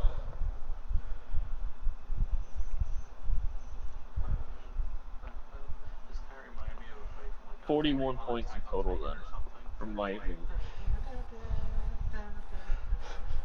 I'll take it.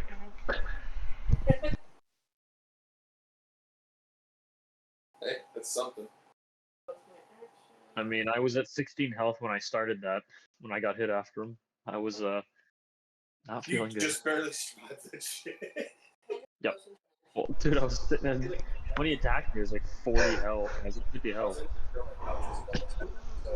Yeah, he was already hurting at that point. I really thought Yeah. those moments on the show. With that would count as like a bonus action or a free action to hand off the potion.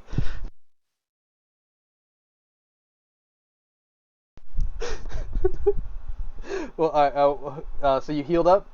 I see that. Yeah. Zoe, what else you got? Anything else on your turn?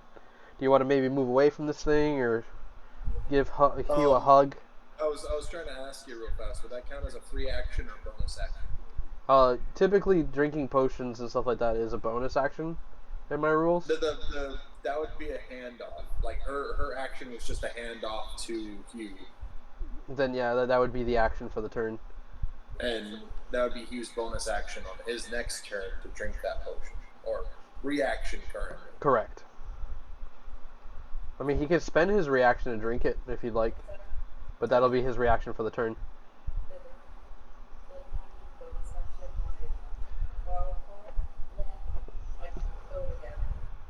Alright. She's using her fox coat. Okay.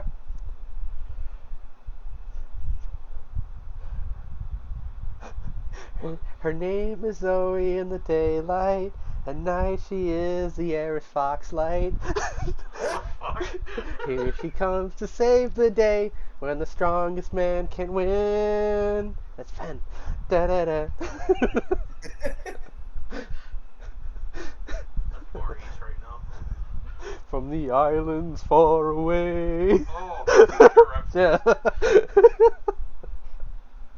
No, the reference was Sailor Moon. It was like fighting crime at midnight. I forget the lyrics, but I remember the tune. Why evil in the midnight? I think it's what it was. It's official, Zoe. You're the Sailor Moon character of the group. So I'm literally the mother Sailor Moon. That's all we're gonna do. All right, so you foxed up, right? Yep. Did you move away or anything like that? Huh? Did you move away or anything like that? Oh. You can teleport away. I'm gonna teleport away. You can teleport you and Hugh. Yeah. So I'm gonna grab Hugh's arm, and we're gonna God, what the fuck? Fiery teleportation at least 15 feet. Yes. That. Okay. 15 feet away. Yep. All right. What kind of puts you like more towards the area where it came from, right? Yeah. So more in the center of the room, a little closer to the cave passages that Maurice had pointed out. And you do notice looking in that these passages go deep versus the other ones are just kind of blocked off or just kind of tunnel off in different directions. Again, after the structure broke, you can kind of make out the tunnel system, almost like an anthill. If you've ever seen like the inside of an anthill. Yeah. Yeah. I've been inside one. Really It's cool. so cool. Well, at the end of your turn, Zoe, Yep. I need Fenrir and Eddard to make dexterity saves. What the fuck? I think I actually have advantage on those. Let me check real quick.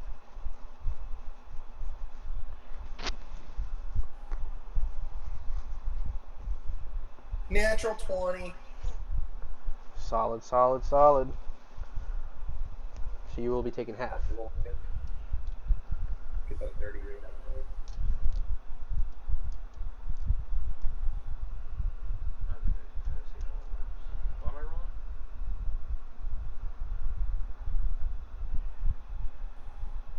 rolling? Dexterity.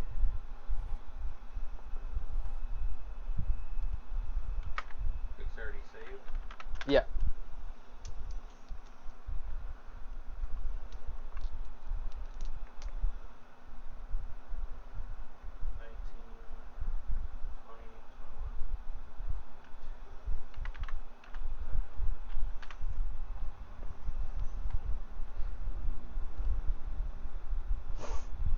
You got a 19 on the roll? Hold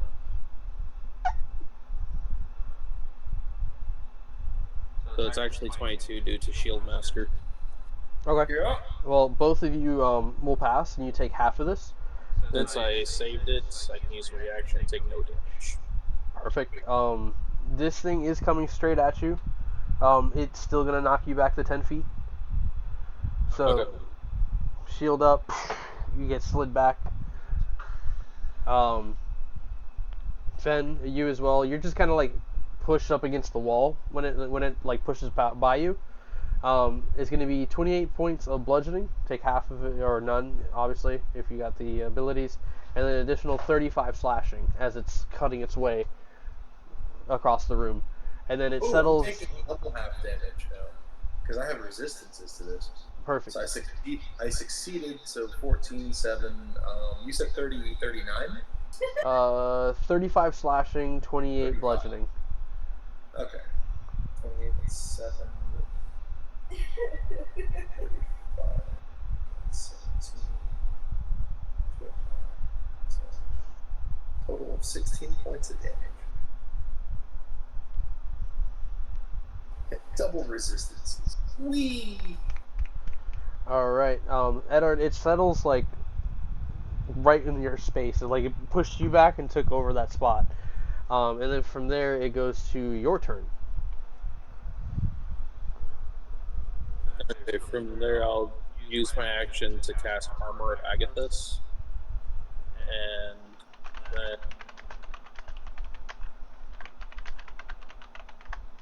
summon an Echo as a bonus action. How wide is it again? Huh? How wide is the creature again? 15 feet. Okay, so yeah, the Echo is going to appear on the other side of it. And then I'm going to use Action Surge. And going down the side of it, I'm going to take my attacks on it.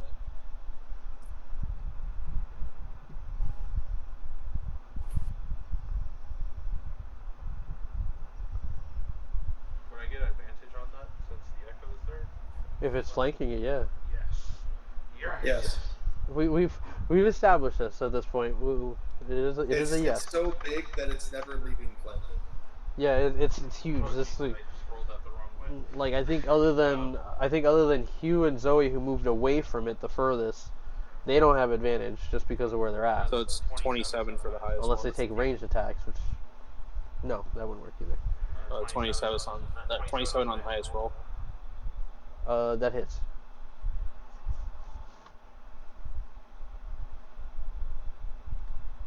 What round is this?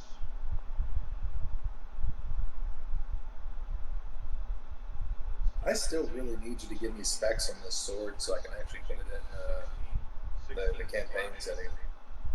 What, the sword for Eddard? Yeah. I already made it. Oh, you already did? Yeah. He's still using custom rolls.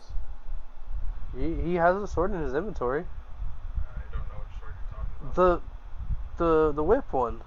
Yeah, that's not the sword I'm using right now. Oh, I know. He brought it up though. Not the whip sword. I'm talking about his Oh, his. X-blade. X-blade.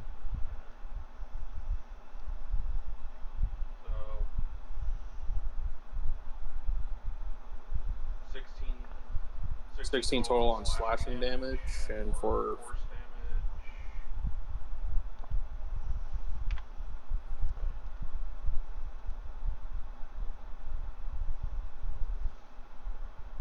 that's 10 on slashing or 10 on force damage. Jesus. All right. With that like blast, it like you notice that like it seems to have a chip of its like armor come off, and it's like finally bleeding from that Does it damage. look bloodied or no? No, just a little bit. Like you, yeah, bloody Moses. No, I'm just asking. Thirsting Blade. All right. By the way, Maurice is still on its back, like. Ah, ah!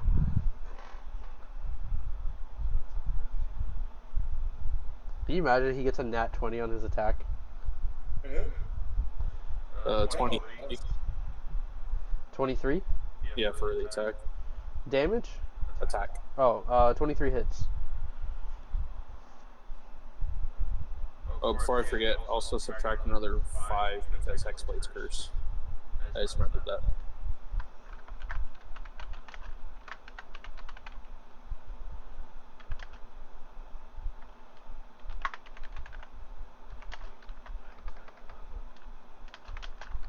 So 11 slashing damage.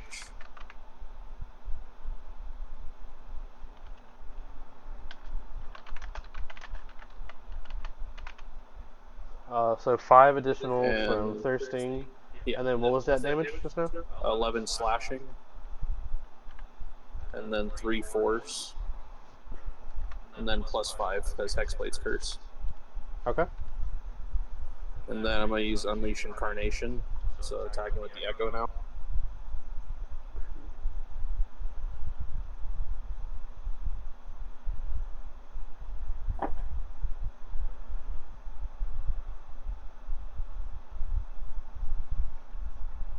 Don't imagine a 19 hits, right? Nope. Okay, so the Echo doesn't hit them. And I think I only used like 10 feet of movement, right? So far. Yeah. Can I get on top of it or something? Or at least some...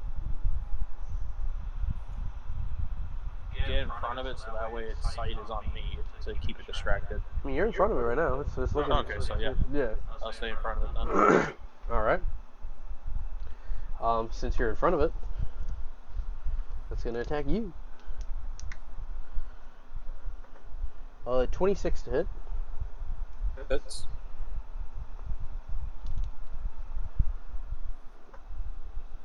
A 19 to hit. That's my AC. That is your AC. So hits. Yeah.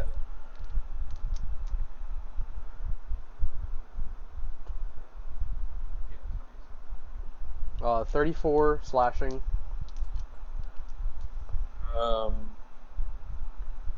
The creature's gonna take 20 points of cold damage because armor Agathis. Cold damage. Yeah. Which means those 20 points I don't take. And then an additional 35 from the second attack. What was the first one again? Oh, fuck. I can't remember. 33. Yes. Okay, so that's gonna be 13. And then the second one? 35. Okay. Then the creature's like kind of like looking around, like its eyes are kind of like scanning the room, and then it like tilts its head back and it like lets out this guttural noise like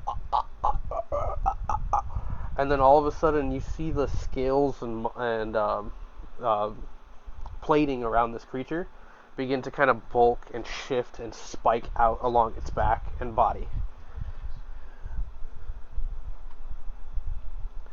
So it's definitely hurting then.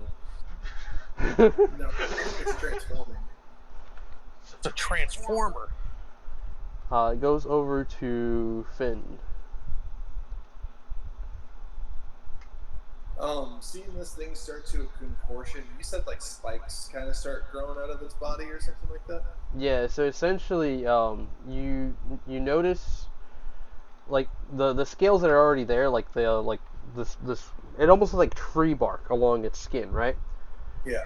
And you realize that is its skin, and it starts to kind of like jut out. If you've seen like Godzilla when his spikes start to kind of pop out of his back, it kind of looks like that. The wound that you saw that was bleeding, you see that it kind of like heals over it. The plate's kind of covering like its little weak points, and you hear Maurice just kind of like, "Oh, that was my only weak spot." And yeah, Fen, it's your turn. Can I hit that weak spot from where I'm at, even if it like gets covered? Just the spot. You can leap up as a bonus action onto its back. If you're gonna get up there with Maurice, right? Might have to. I'll let it be a bonus action so you don't use your action. Okay.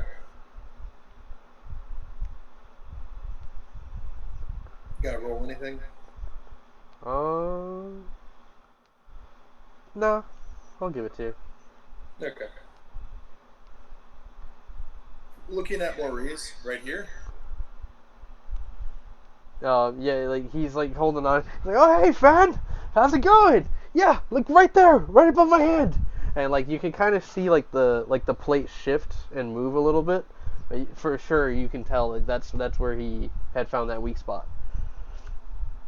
I'm gonna strike that. I mean, you already have advantage because you guys are flanking, so. 25. 25 does not go through. You strike as the plate kind of like covers over and. So it's Looks armor like- class increased then. Jesus. Yes, it did. It casted shield. Counterspell. None of those hit. What? Effie made a competent monster? My counterspell didn't work. I can actually cast counterspell. Christ, none of my attacks hit. Rar. So this thing's armor class is like 27 right now. that's higher than any of the things that we can actually hit unless we make a natural 20. I mean, actually, Oh, no. You're rough. No, you guys But- can hit. You guys can hit for even sure. with a 19, I can God, still it's such get a a low critical hit. margin. It's still got Hexblade's curse on it, so that if I get a 19, I can still score a critical hit on it. And then Fen, is that your turn? Or you got more attacks? That's my attacks. I didn't hit any of them. Gotcha. All right. From there we go to Humongous. This thing's attention is on Edard, so its back is slightly turned towards you and Zoe right now. And you just see Alright. Maurice and his flail little body like on the back of this thing. Fen like right there next to him, like just hold on, Grr, hold on, Grr. Hold on, boy. I'm going to go trying to get its attention to kind of divide it or divert it. So I'm gonna go and whack it in its backside. Does Whack a it, John. 31 hit? 31 does hit. What do you Holy mean nobody shit. can hit that? What do you mean? Is that even a That's critical? the first 13 hit for on the this first new attack. armor version. And a 32 hit? 32 does hit. You're rolling. Holy shit, he's rolling high for once. And then 12 Plus 13. for the second hit. Jesus. Those are both bludgeoning damage, right? And Yes, force sir. damage. You're forgetting to add the force damage. I forget what the force damage is. You gotta look at the weapon. Plus 13. Yeah, that's what I'm saying. It's like it's not impossible to hit this thing. I know you guys can hit this thing. The most I got is a plus 10. No, I know we it can just hit it. says It's bludgeoning just like, type. damn, I actually rolled low for once. No, that was crazy. I was like, oh shit. It just says, yeah, So, it just says bludgeoning. It doesn't say anything about force. It's in the description. It's not like an actual. Yeah. Typically, that's where you're gonna find that. You have to know the weapon. Yeah. Which one are you using? You're using the forge, right? Never The mind, furnace. there's a blood The furnace? red.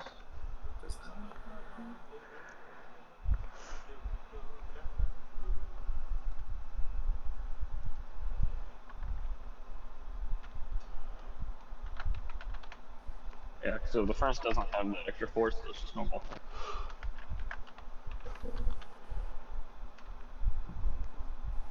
It doesn't. Hang on.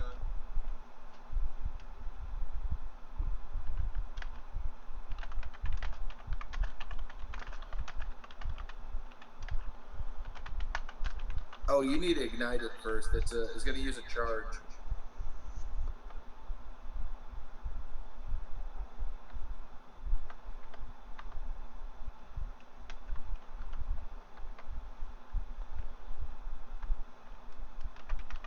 That's what I did with this one.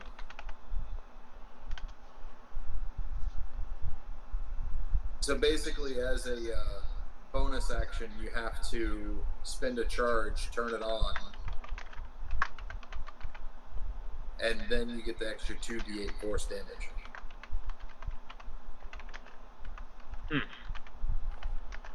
That's what the ignition part is.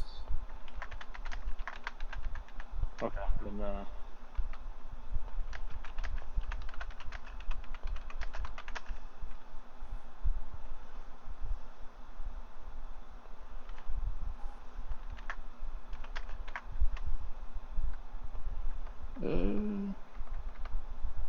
If Effie will allow that. What's up?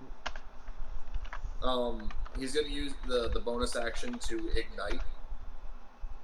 That's fine. Yeah. Okay. If it's not clear on the weapon right now, we'll go ahead and like make the adjustments this week to make sure that the weapon is like ready course. for all that. Well, But yeah, it's been finished. It just gets its own little updates and shit Yeah. like that too, because it's the one he's working on. yeah. So I still need the to get the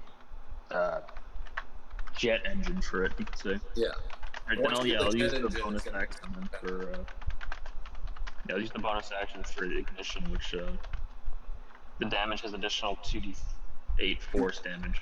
Yeah, 2d8 force damage. Oh no, but it says here if the attack roll is less than 5, okay, oh no, I see it. Okay, yeah, so I'll add another 2d8 then to both of those attacks, and if I can. Yes. Alright, I'm gonna roll that with another 22 points of damage. So that is what kind of damage is that? 25 bludgeoning damage Got it, yeah. and 22 force damage. And so I take off a charge though, don't I? For that. Yes, yeah. But for the next 8 hours, your furnace is operational. It gets going. Okay. All right. I've been doing less and less work, so then a short Well, rest then like- would it be a short rest or a long rest to bring? I feel like you needed that buff of damage too. I feel like you haven't been doing a whole lot with that He's hammer. been getting to add the force damage. Gotcha. Just wait till we put the rocket on that bitch. Well, I was gonna say he can technically dual wield the forge and the furnace right now. Nice. That'd be so cool. Okay. Hugh Now with that double I, hammers. I mean, I'm pretty sure I can do that anyways. I can technically wield both of them. You should. That'd be And you fucking have sick. the dwarven thrower too. Yeah. So Put not that in my only- mouth. Oh, you left that in the house. Okay. No, I said I should put that in my mouth. Like the what Zero does with his 3 swords, me with 3 hammers. Oh god. 3 hammer style. Ultimate. Anyways, so you do this, right? Yeah. The creature is back to you see the crack in its back form as you smash into it a few times, and it is bleeding again. It's wreathing in pain, and we cut over to Maurice, who's still on the back of this thing, and he's like, "Yeah, mess that thing up!" And then he looks over at you, Fen, and he's just like, "I don't know if we're gonna be able to get through this. Should I keep trying?" Might as well. And he like raises his axe. Ah!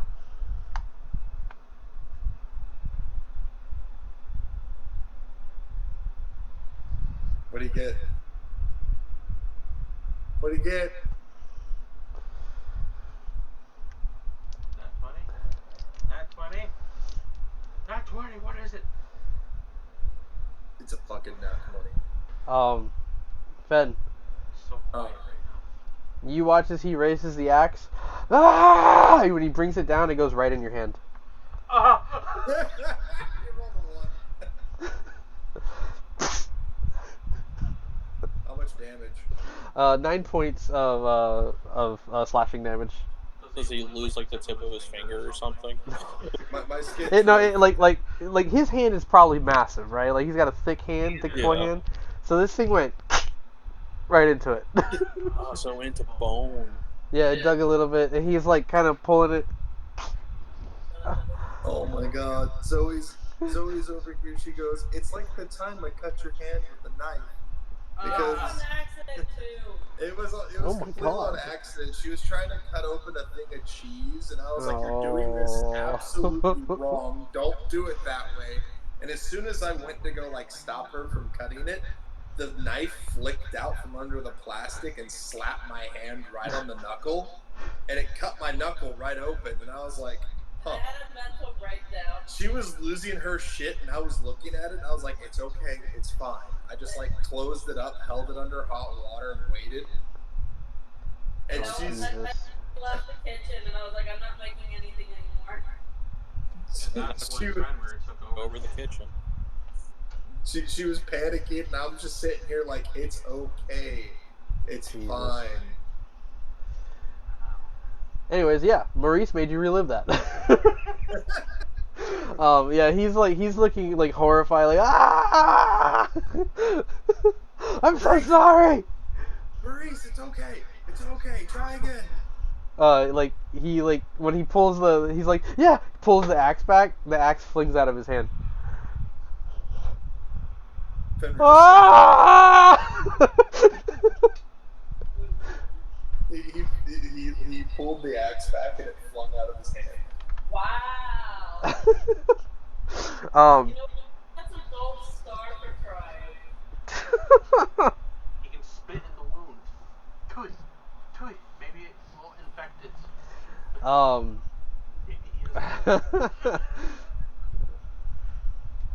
Let's see.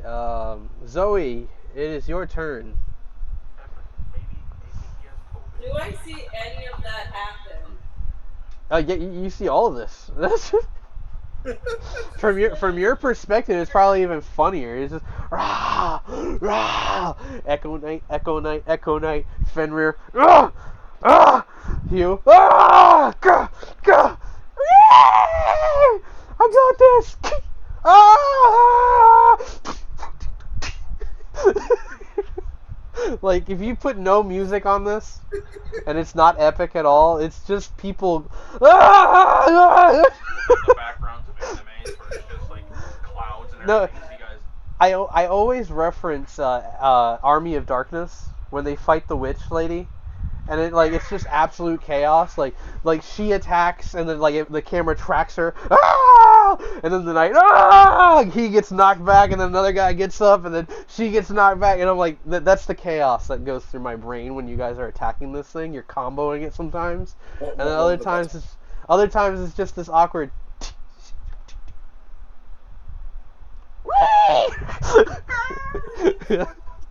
Scorching Ray?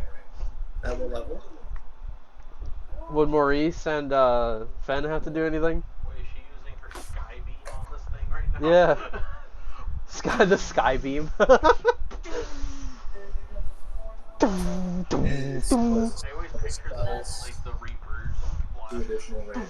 Yeah, so 5 rays. So that's 5 attacks. Alright, let's do Scorching Ray, please. She's doing Scorching Ray 5 times. Wait, this is not what I was thinking. 31. 21? 31. 31 does hit, yes. So do all 5 of them first. That's a lot. That's a lot. 18. 18? What kind of damage is this? No. 18 on attack. We're doing the attack. Oh, 18 does not hit. 18 does not hit. Okay. 23? No hit. It's still at a 27 right now? Yeah, it lasts 1 minute. Doesn't hit.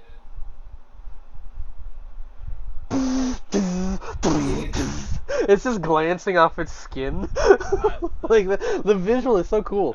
Oh, that was a 28. That hits. That hits. So you got 2 hits so far.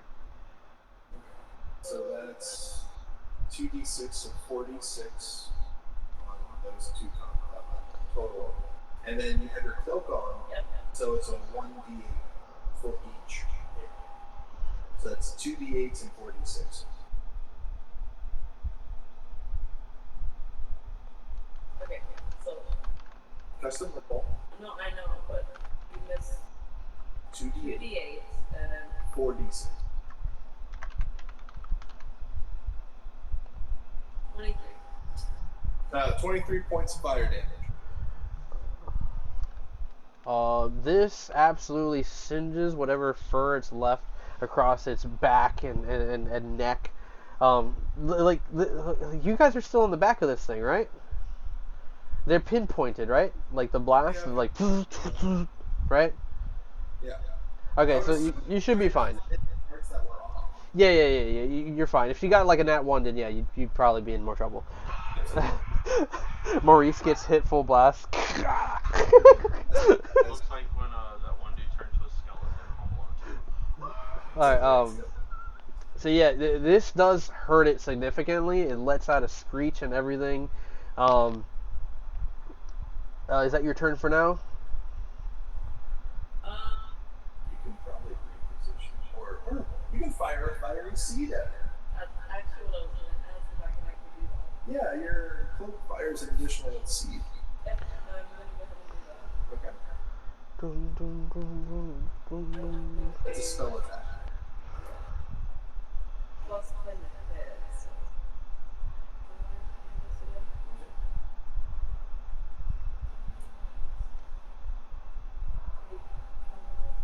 Oh no, it's your spell attack. So go all the way over to your spells. There should be a little box there. This is what? Spell attack. Very down. Okay. You're just rolling that. And then It's not done when you click that. Wow, that's crazy.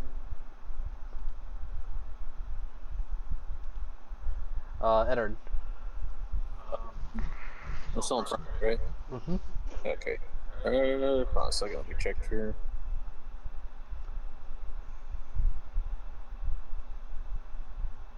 this thing has a total of 3 legendary actions. First, my bonus action, Has- second wind. 3 uses of a legendary action, Yeah. and it still has one more trick up its sleeve.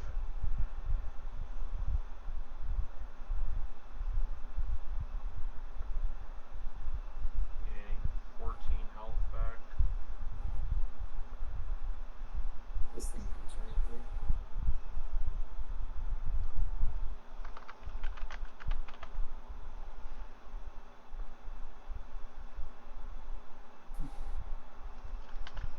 Is the belly covered in like armor also? Yeah. Okay, so it's just all around covered in armor. Yeah. It's an It was more. So essentially, Maurice like pinpointing that. It's like a special ability that I'm working on for him because I want to make him like an individual character. No, I got you. So he does have like this luck charm where he can like find like weak spots. He just doesn't know how to fight. Oh, you're good. Kind of like window licker. Kinda. Window licker is way different. Yeah, right now he's in trouble.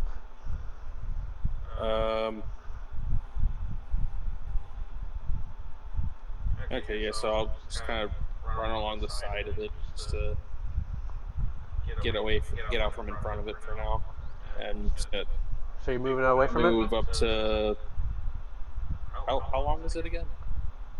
it? It's 15 feet. Or the room, creature? or the creature is 15 by 15 foot. Oh, it's only 15 feet long. Yeah, or like just the space that it takes up.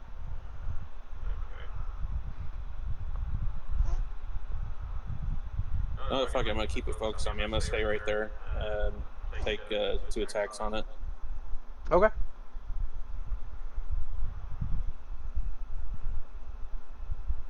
still have advantage because the Echo Knight, and you have Fen there as well, so technically he's giving you advantage too.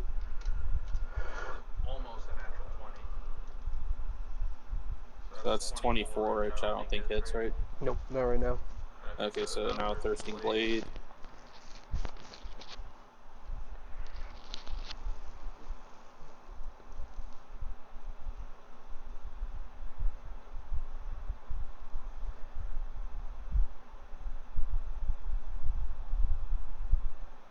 Nada.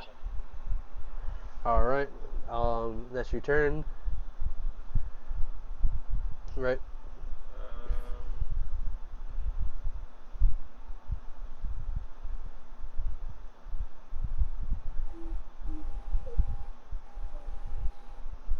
Yeah, that's my turn. All right. It goes over to its turn, seeing you there. It's going to go ahead and take attacks at you. I don't assume a 13 is going to hit. No. Second attack. Let's see, 29 to hit on that one. Yeah.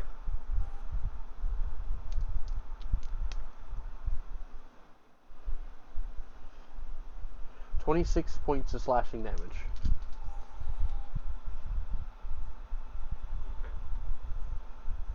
And then from there, it takes its attack, swipes at you, gets you on that strike. It like kind of like widens its hands out to the sides, like all like the little arms going up its body, and it like lets out a shriek that kind of like makes the room tremble. And then you guys feel like this aftershock feeling going through the ground itself, and anyone on the ground or can see its feet, you notice that they seem to be vibrating uncontrollably. And then suddenly this thing like shoves its face down into the ground and begins to burrow down into the ground. Fen,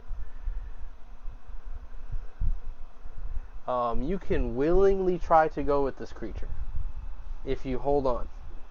Would you like to make a strength check to stay on this thing, or would you like to hop off as it burrows in? Because Maurice sees this happening and he immediately rolls off this thing and like lands in front of you, Edard. And then what are you doing, Fen? I'm going for a ride. Go ahead and make a strength check. That's an 18.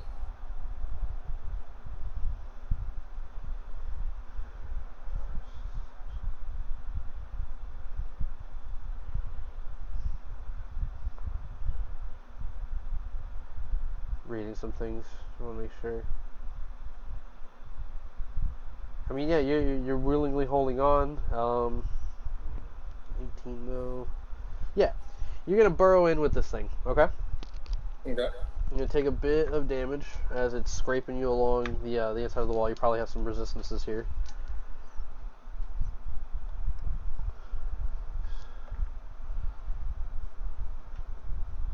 13 points of bludgeoning damage as you get dragged along through the earth. Okay.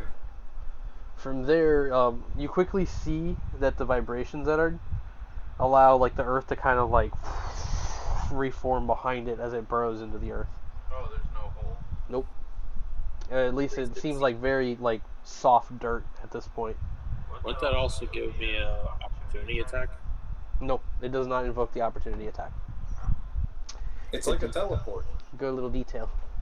But until then, Fen, you're considered restrained right now. So my attacks are disadvantaged. Heavy disadvantage, I would say. Like tight space, not a lot of movement. This thing is dragging through the earth right now. Could I like bear hug it? Like a strength check against it? Like instead of my slashing attack, I'm like trying to like squeeze it or choke it, or maybe sever off wherever I'm at, just by like strong manning that thing. Yeah, I mean, go ahead and make a like just a strength check. And this thing is large, muscular, and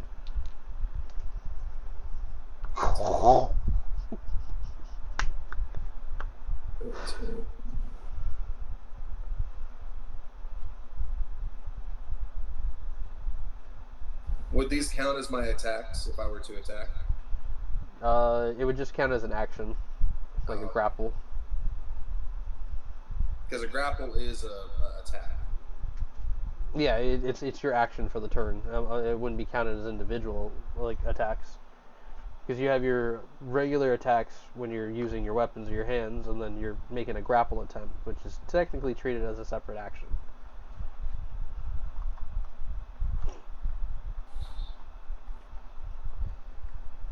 I'll have you know he got a 20 on his strength, and his boost puts him at 30.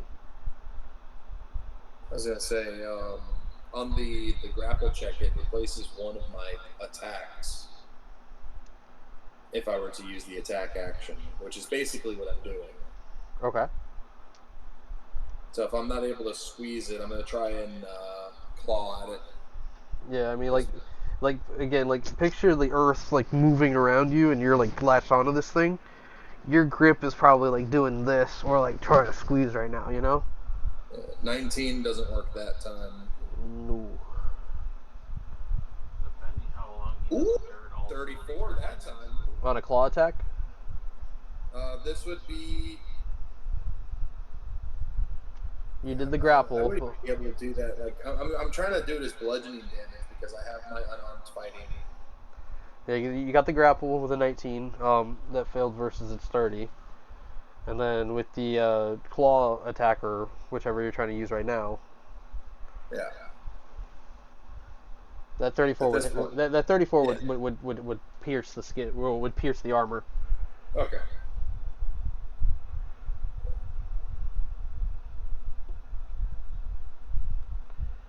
$16 points of damage. What kind of damage? Slashing. All right. Yeah, you feel this thing like react to that, and like anybody above ground, you can feel the earth like moving underneath your feet, and like the rumble of this creature letting out like, this painful like growl. Okay, and one more. He's underground. Most likely he's running out of air. Yeah, the suffocation's gonna kick in. Yeah, I just realized that.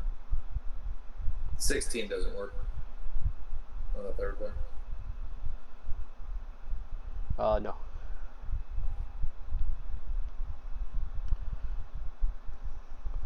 All right, as it's burrowing through, you've got the attacks,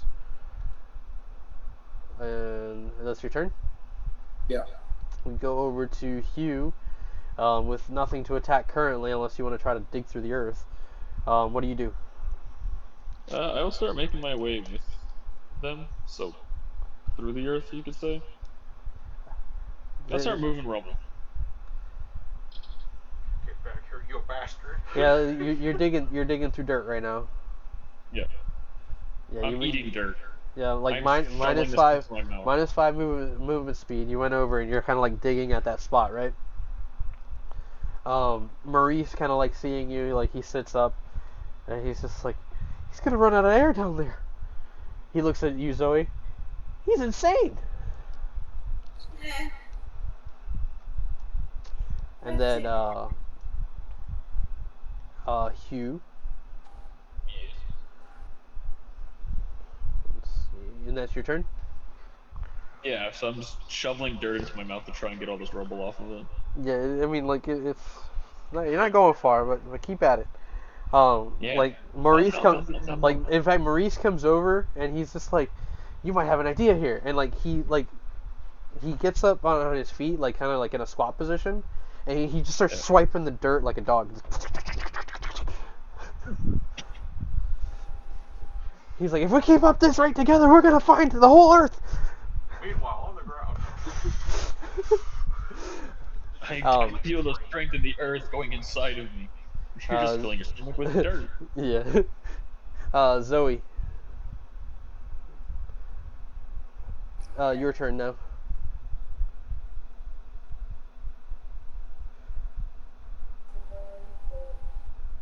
I'm probably like how many feet below them? You can't tell unless you have something that like kind of tells you that, or like an instinct that tells you that. Give me a second. I'm looking through because I just remembered something. Changing forward.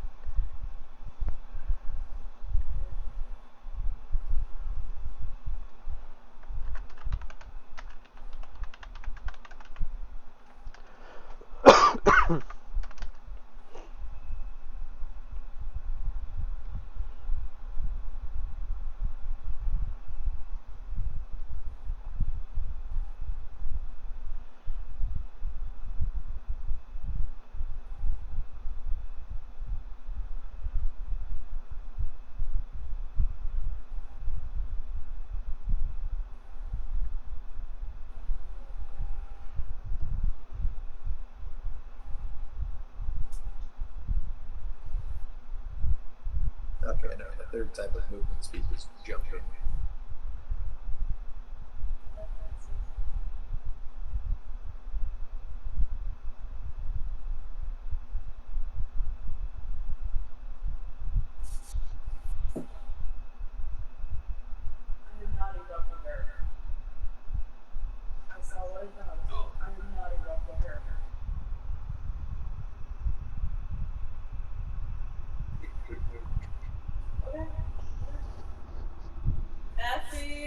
Yeah.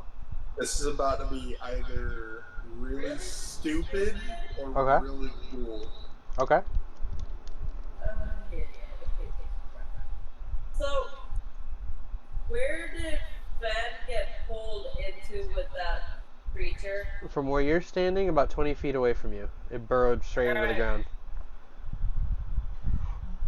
Where he was? Which is which by the way is where Hugh and Maurice are currently digging at the hole that it created. Hugh and Maurice. Alright. She's gonna say this a little bit sternly. Hugh, Maurice, I need you to move from that spot now. But I'm hungry. I must keep shoveling dirt. Alright. Alright. I'm casting erupting earth on them.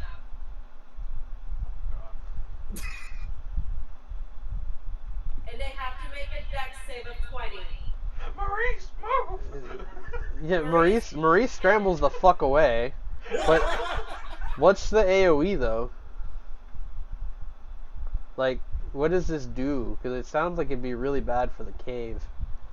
Yeah. Oh, wait. No, wait. I proceed to keep eating dirt, regardless of me getting hurt. Range? Oh my god. Okay, so, wait. This. Okay, no, it's not as bad as I thought it would be. It's a 20 foot cube. Uh-huh. Erupting Earth, right? Yeah. I'm gonna have some fun with this one. Effie. We She's have an a entire unstable cave we're standing in. Effie. A fountain of churned earth and stone erupts in a 20-foot cube centered on that point. Edard, you're within that point. You need to be able to move, but it's not your turn. Each creature in the area must make a dexterity saving throw. A creature takes 3d12 bludgeoning damage on a failed save, or half as much damage on a successful one. Additionally, the ground in the area becomes difficult terrain until cleared. Each 5-foot square... So essentially you're doing what it did when it burrowed into the earth, kind of turning the stone to rubble instantly. So is it a cube in all directions, even down? It's a cube. Yeah. It just says a 20-foot cube. It does. That would go So 20 feet down also then. Yeah, but this is definitely going to rock the cave. I know. Alright. Do it, Zoe! Prank him, John! Okay, everybody make a A dex save of 20. a dexterity save that's in the area. Oh, fuck! Maurice! Maurice! You're fine. Do I need to make a dexterity save? Yeah. Okay. No, because you don't even know it's coming. That took 21 points of damage. I'm just gonna get hit by this. Yeah, you get the full damage of this, and this I'm creature. restrained, so regardless, I'm getting hit by it. Oh, yeah.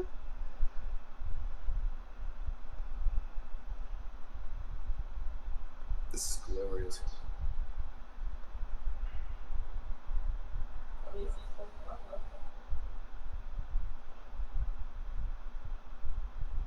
So I got a total of 17 on that. I need to roll my 3d12 and I only got 21 points of damage. I'll take it. No. She rolls this. It's her spell. Yep. You guys are just I rolling the rolled saves. already. Yeah, you guys are just rolling saves right now. Yeah, Hugh got a 21, Edar got a 14. No, the 21 is for my damage. Oh, I see what you mean. Okay. I rolled my Oh, own so it's a damage. 17. It's a 17. Oh, shit. I mean, that is good damage. I'll take my own damage, thank you. I'll let you use that damage if it's part of your weapon roll next. What do you mean? You can Like, use I add that. that on top? Yeah, you can use that instead of the damage you would get on your next attack. Maurice got out of the way, it sounds like. So you would choose. I'm You gonna can choose that damage, right? If you hit, or you can choose to roll. You have to use the new roll. Damage. Let's just choose the roll. I'll take that damage for myself. Oh god. 34 points of damage. Efren. What kind of damage is that again? It's bludgeoning. Oh, so I take less than that then. You take Because 31. I do? Oh no. No, so then I'd take less than that. No, you take 31 points. You didn't succeed the roll. It's a 20. Yeah, I take less than that because I don't take a full bludgeoning damage. Yeah, that's what I'm saying. Your heavy armor mastery thing reduces 34 to 31. Oh, okay. Yeah. I Effie. didn't know you included that. I was looking at my character sheet. I have 4 inspirations. Can I use one of them? Yeah. 4 inspiration. You should spend those already because we're down to we've reduced it back to just like the. No, we haven't changed that rule, right? We've been stacking. No, we haven't changed that rule. Yeah, we've been stacking them.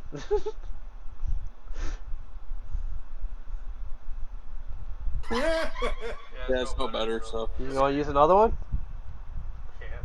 Can I? I mean, in Baldur's Gate, you can use all your inspiration. Fuck it, we're using Baldur's Gate rules. I mean, how much damage? We've technically been using Baldur's Gate rules. Yeah, go ahead and use your inspiration. Wait, how much damage is it? It's 34 points of bludgeoning damage. He's like, I don't want to take that. Like his face, he went.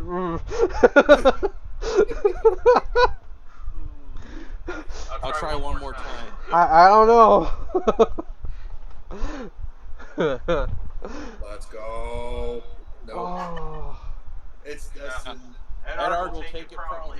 All right, 34 points of bludgeoning, everybody. The ground shakes, and Fen, you feel like this creature like suddenly squirm as the ground like kind of presses down on you guys. Yeah. No. Additionally, the cave starts to kind of shake, and bits and pieces of dust begin to fall from the ceiling.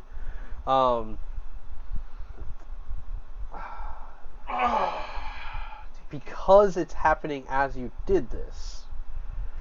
Let's see. This is bad. Everybody needs to make a dexterity save that is up in the cave right now. Oh, okay. I got a Yes. 19. Oh yeah. You just passed. I just passed? Yes, sir. What the fuck you mean just? 12. Oh, fucking like you just passed. Oh, what? Where was this roll when I needed it for the last like 3 rolls? You needed it. You needed it for this one too, bro. You needed it for this one too. Yeah, maybe it's just the dice telling me, hey, you need it now. If you got less than a 19, you take 14 points of bludgeoning damage as the ceiling collapses above you guys and rocks begin to fall around you. I'm gonna use my reaction and take no damage. Buttons, shields. and he's just alone in a corner. Ding ding ding ding ding ding ding ding ding. Wait, so what's everyone's health at right now inside this cave? I think you have the worst health so far. No, Maurice does.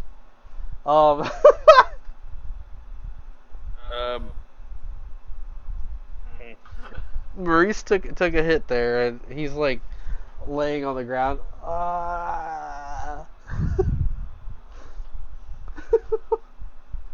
And then from there, It's not really my turn, so I can't really Zoe, that was your turn, right? The DM thanks you for your turn. That was a good turn. How far is Maurice from me?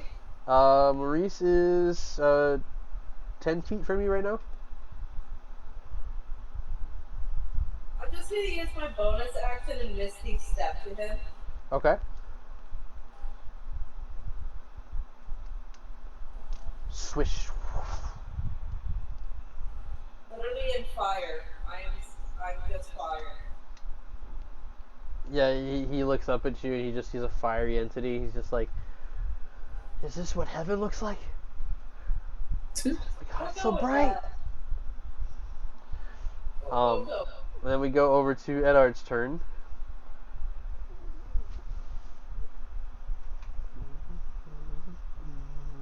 that are just kind of trying to move through all the rubble. The fuck was that? Trying to bring the whole thing down on us? There's another. Yedard, I think it's gonna fall more. You know I can hear you. Huh? Yeah, no, you guys are in the same room. Yeah. He was directly speaking to you. He's like, "What the fuck was that?" But yeah. Like I can see you. You guys suddenly hear from the left side wall, "Rah, rah, bah, boy," followed by a. What the fuck is that? More of the structure shakes.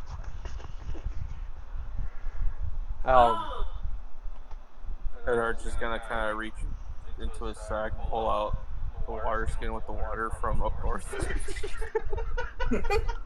I like how suddenly everybody has this. I was like, oh yeah, I forgot about that shit. I love how you guys have these hidden magic items that I just forgot about. Because then it makes it fun for me. Because it's like I'm watching the show now, and I'm like, whoa, what a plot twist! I still have the growth potion and the blue potion. I also have a growth potion. I can make mini Hugh to big Hugh. I'm Spartacus. Yeah. So what are you doing? So I'm gonna heal myself. I'm gonna use. Hold on. Let me see.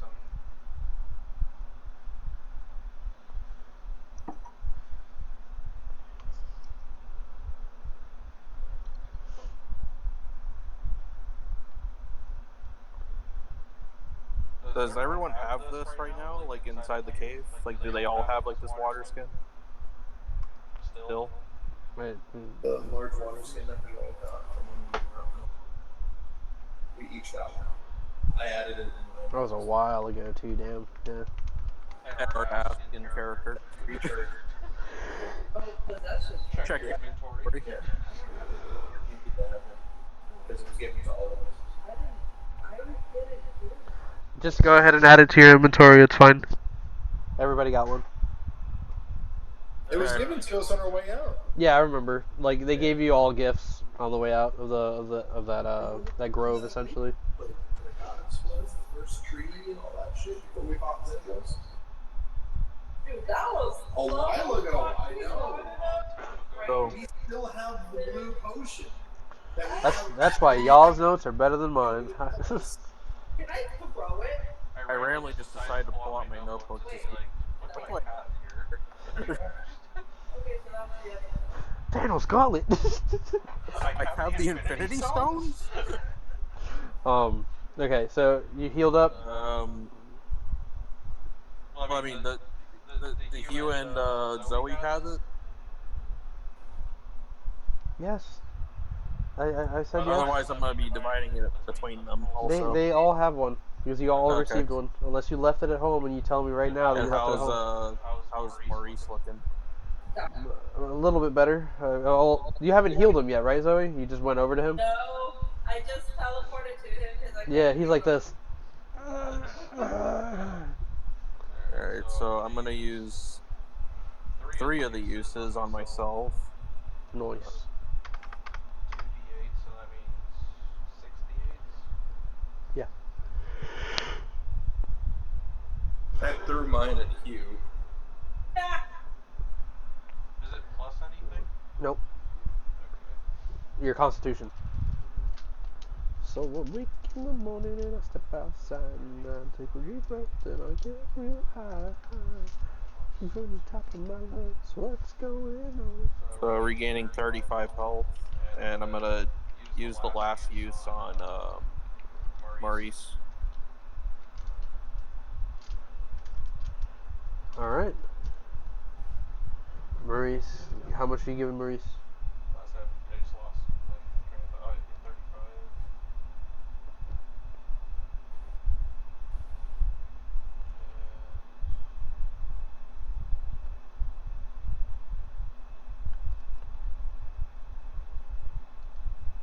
I rolled a 5 on the last. Wait, no, hold on, that's not right. That's 2d8. That'd be 2d8.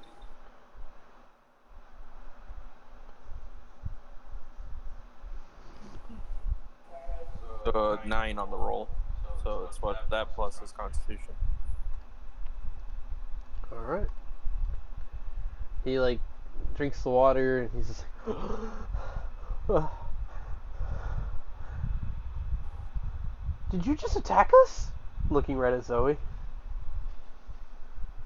I'm pretty sure you got dust in your eyes.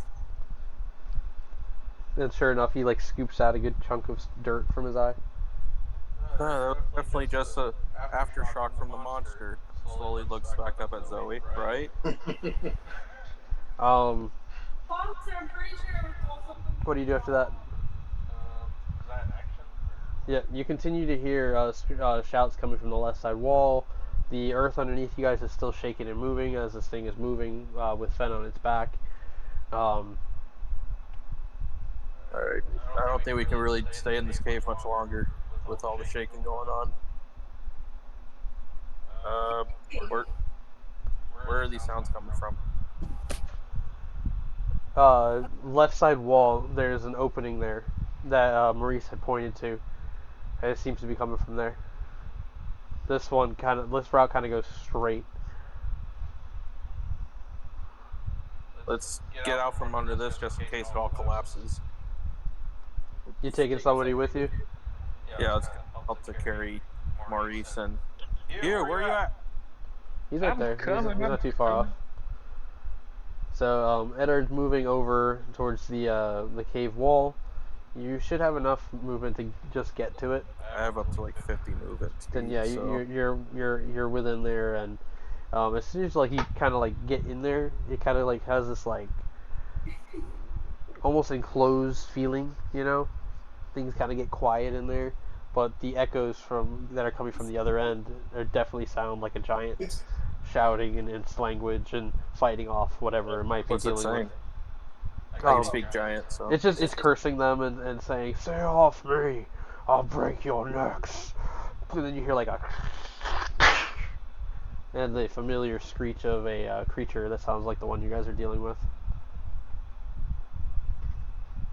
Okay, so stay here. Ceiling falls on us. Go that way. Don't know. Yeah.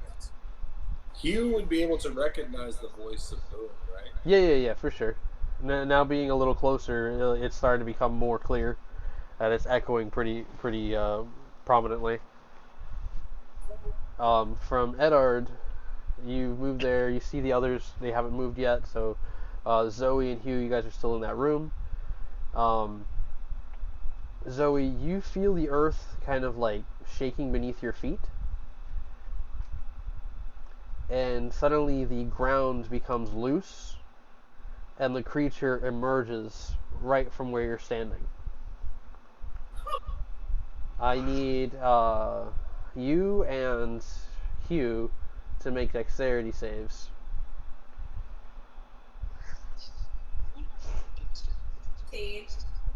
Jesus. Like I said, it is my karma for your idea. Do I have to tell you my number? I see your number. Can you put a 2 in front of that? That'd be great. Thank you.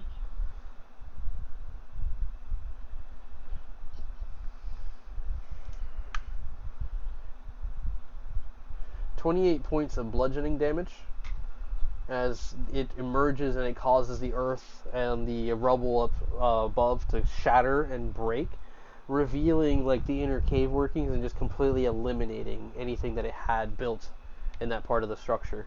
So it just essentially becomes a new ceiling. It collapses down and you guys take this damage. Zoe, you feel a sharp grip across your waist.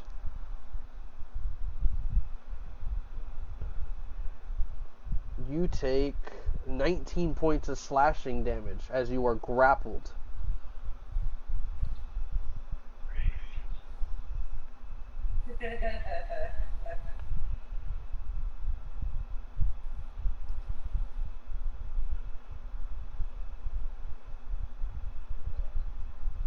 total. Tell me how much damage I'm taking. Are you still up, Zoe? Yeah, I am, thankfully. I see your health at 52, and I don't And I see it have like. 9 temporary hit points because of my cloak.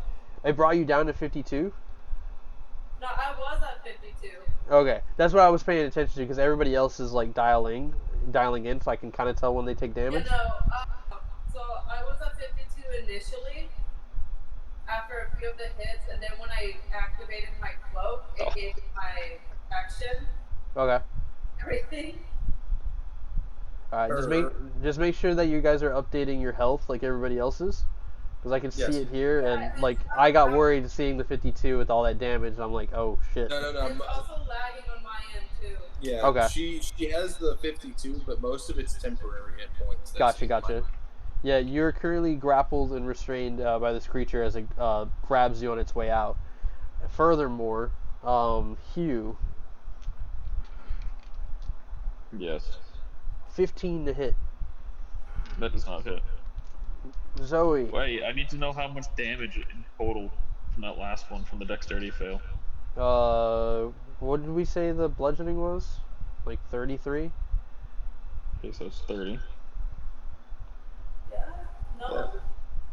Yeah. And then 19 slashing, but that was only for Zoe. Yep. Okay. Cause say if that hit me, I'd be unconscious. Oh, Zoe. Nat 20 as this thing pinches down on you. oh.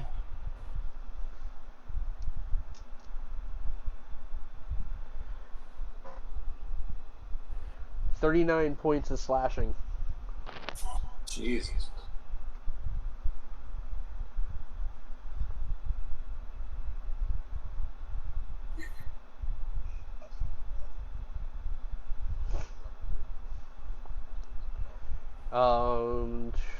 That was the attacks.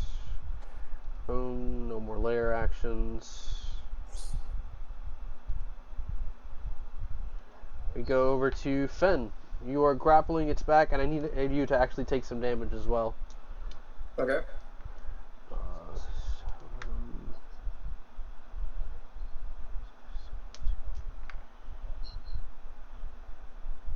26 bludgeoning.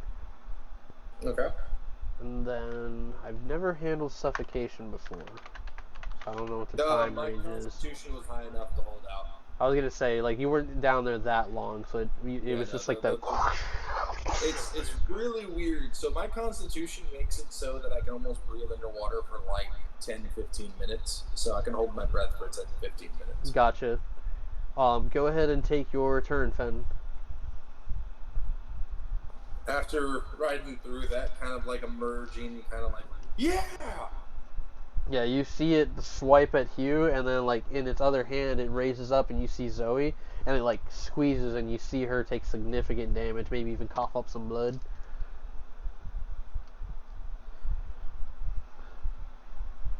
I like how when you guys hit the halfway point of your health, not only does it turn red, it's like a bright red, and as you take more and more damage all the way to 1, it gets a blood red. It's actually really cool. I want to see it all in red. Is the weak spot open in front of me? I mean, like, you're just taking an attack with advantage. Yeah. Hugh's not flanking it or anything, but because you can see that point, that's what you're aiming for.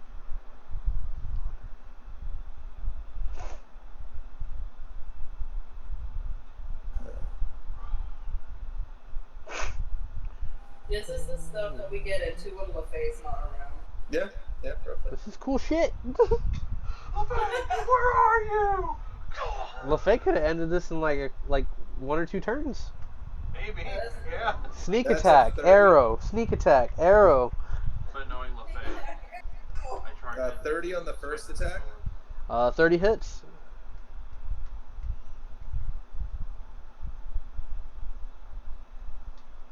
23. 23 does not hit. Its armoring is still active. I think it has 2 more rounds with that.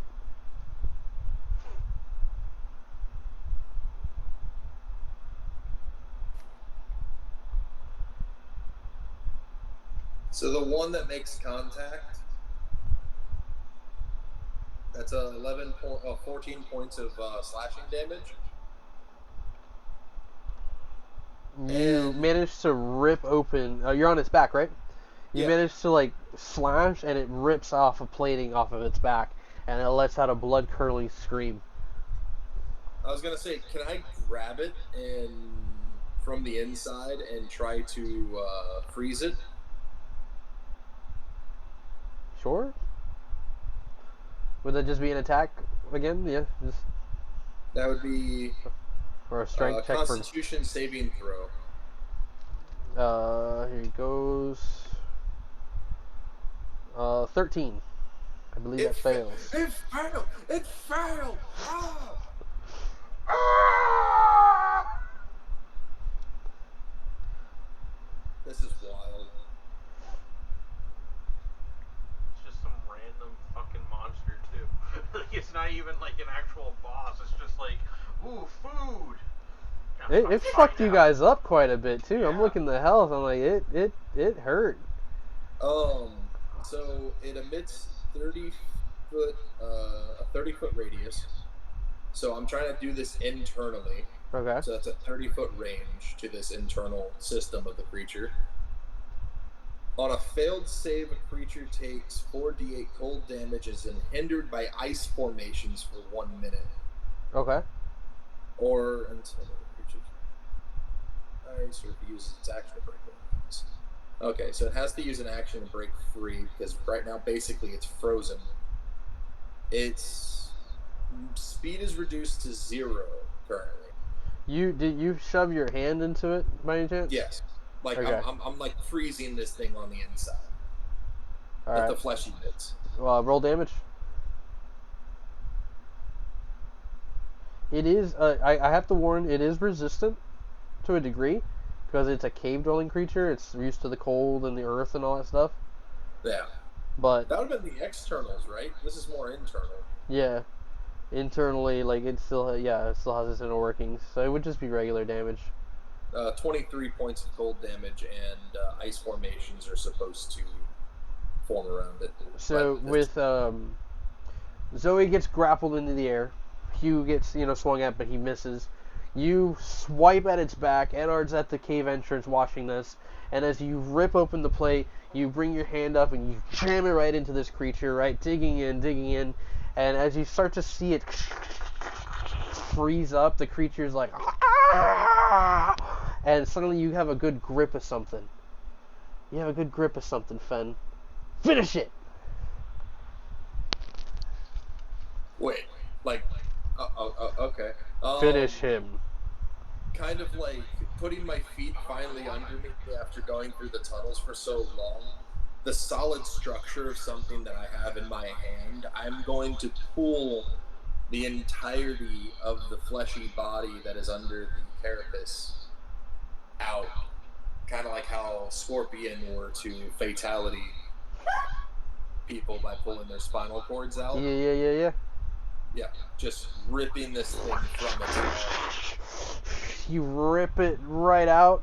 The creature lets out one last little noise, and it's like a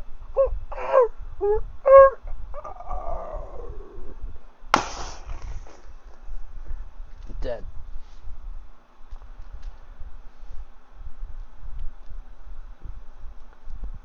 Fender's standing there breathing, his body like steaming now from the ice around him. Yeah, any bits and particles that had started to freeze over, they shatter upon impact on the ground. Zoe, you kind of collapse onto the ground under its grip.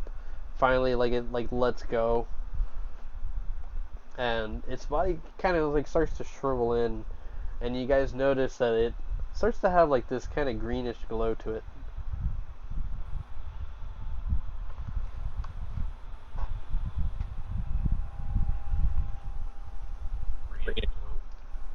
Mm-hmm. Like the fire, or No, it's just like emanating, almost like a firefly. is the whole thing frozen? Huh? The whole thing's frozen. Partially, because by the time he ripped it, it didn't matter if it froze over or not. He just killed it. And our stomach kind of grumbles a bit. It's like, so we're eating that, right? Baba boy! Fenrir kind of like looks at you. He tries to like calm himself down. If you want, go ahead. I ain't touching this thing. I hate bugs. Maybe even worse. So while Eddard rips off chunks of this Oh no, thing, you kind of stand up. It's like, first off, looks down the direction where all that noise is coming from. yeah, you definitely hear some commotion going on, stomping and shaking. The foundation within this room is still looking very iffy, and you see more bits and pieces kind of falling, collapsing with every boom and sound coming from that other room. What do you guys do? I'm gonna go grab my bag if it's still. Yeah, Maurice actually picks it up and he like brings it over to you and he like gives you a hug. And he goes, "I'm sorry I didn't come with you." No problem. I think you would have been more in danger than myself. One day, I'll be as tough as you are. Maybe even tougher. I'd like to see that. But for And now, I'm gonna, he picks I'm up gonna his axe. reach in. Damn, I only got 2 of those left. Yeah, he picks up his axe and he's like, "We need more blood." And then he like goes over to where you are, Eddard, and he looks at the corpse. Do you think we can really eat this? Only one way to find out. I am a butcher, and he starts grabbing meat. Fenrir pulls the jar of restorative ointment out. Okay. I only have 2 charges left on this one. And I'm gonna walk over to Zoe and kind of hand it to her. Simba. Zoe's gonna look towards you and then she's just gonna smile. I really love that you still have this. I mean, gotta have a backup, right? True. I'm just glad that you're okay. Are you guys alright? Can you hear us? We're fine. We probably should not be right there. Looks like the roof's gonna cave in. Some more caved in. We have to move back. But Asher came back with the others. We should be able to converge on the other end. We'll see you guys soon. And you use both the charges, and it's 48. then what were you saying, Eddard? Because I knew you were trying to get something. Eddard was heading toward like the 48 coming from. Yeah, Maurice packages some meat, and like even wraps it real nice, and like stuffs it into his bag. And you can see like his mouth is like salivating. He's like, "Why am I so hungry?" He's gonna put the jar back.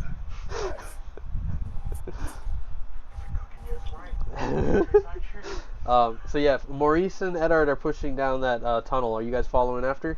Yeah. All right. So you're following them through. The noise of the battle get louder and louder. You guys can hear the hissing of one of these other creatures in there. It takes a bit of time, and then eventually you guys emerge, like maybe like 5 minutes after journeying through this tunnel, and you come out and you see that the giant takes one of these creatures and just swings it around the room, knocking it against every bit of rock that it can. And then he lifts it over his head, slams it down. Bloody mess. Baba boy!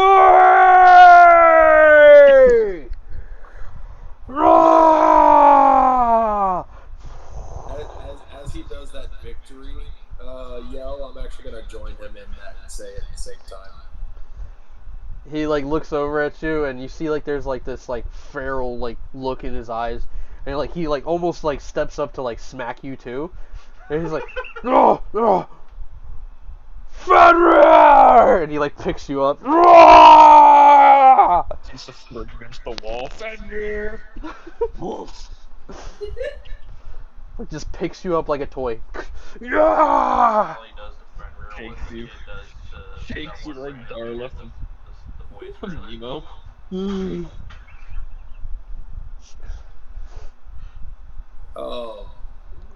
Fenrir's like laughing in Boom's arms. It's good to see you too, my friend. He's like smiling down at all of you, and you bring new friends. And he's like looking at all the new people. Ah, good faces, happy faces. I think the only new people to him right now would be me and Maurice, right? Yeah. The Night Knockers, him, Maurice. I don't think they're there yet, right? Not yet. But he's looking around. He's like, "Where's Hector? Where's Asher? They should be coming in. The funny cat man makes me laugh." Cave got too small, right, Hugh? Boom, can't fit. And like he points over at like that stone archway path that you took. You kind of, again, you vaguely remember going through there. Make I can't understand giants, so I'm just kind of looking at him like, yeah. Make a no. He's learned some common. Oh, that's right. He's learned some common over time. But you do history check, I assume? Huh? Make a history check, I assume is what you're gonna say. Yeah. Do a history check. I believe I get an advantage on that.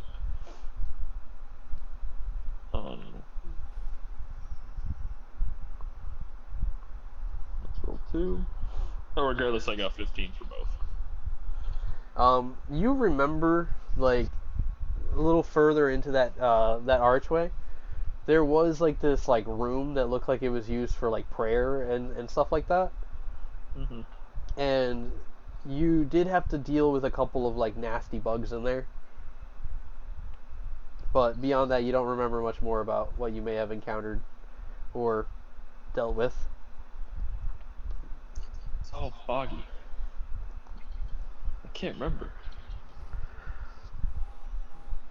But as you guys are there, Boom like grabs like the corpse of the creature, tosses it aside, and you guys notice that there's a total of 3 of them. Each of them ranging from like a large creature to being as big as the one that you guys just dealt with. And he's just like, "Bring home, feed entire town." Picks him up. Fenrir just kind of like stares. There's a very ominous thing about eating this creature.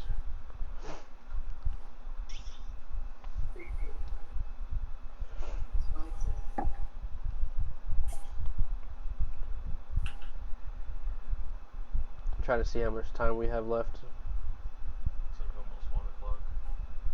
Yeah.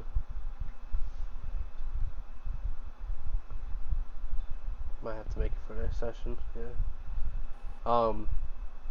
So while you guys are in the room, are you guys doing anything specific while you're waiting for the rest of the group? I'm gonna rest.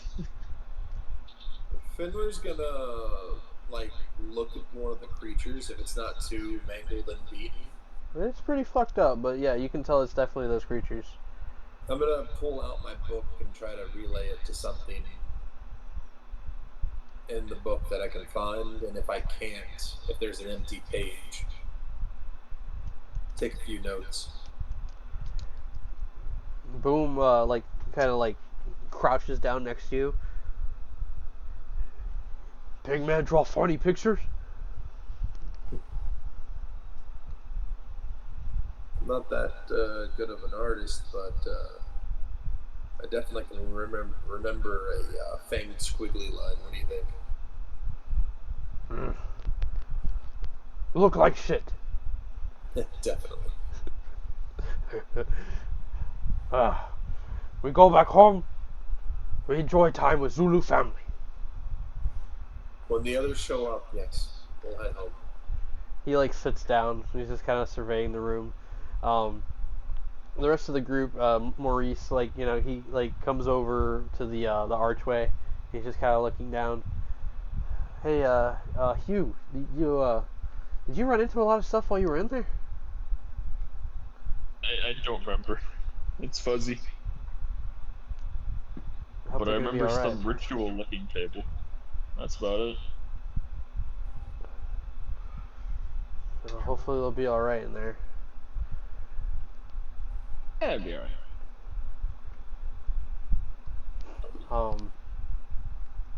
As you guys are like seemingly having a moment, there is like another rumble to the cave.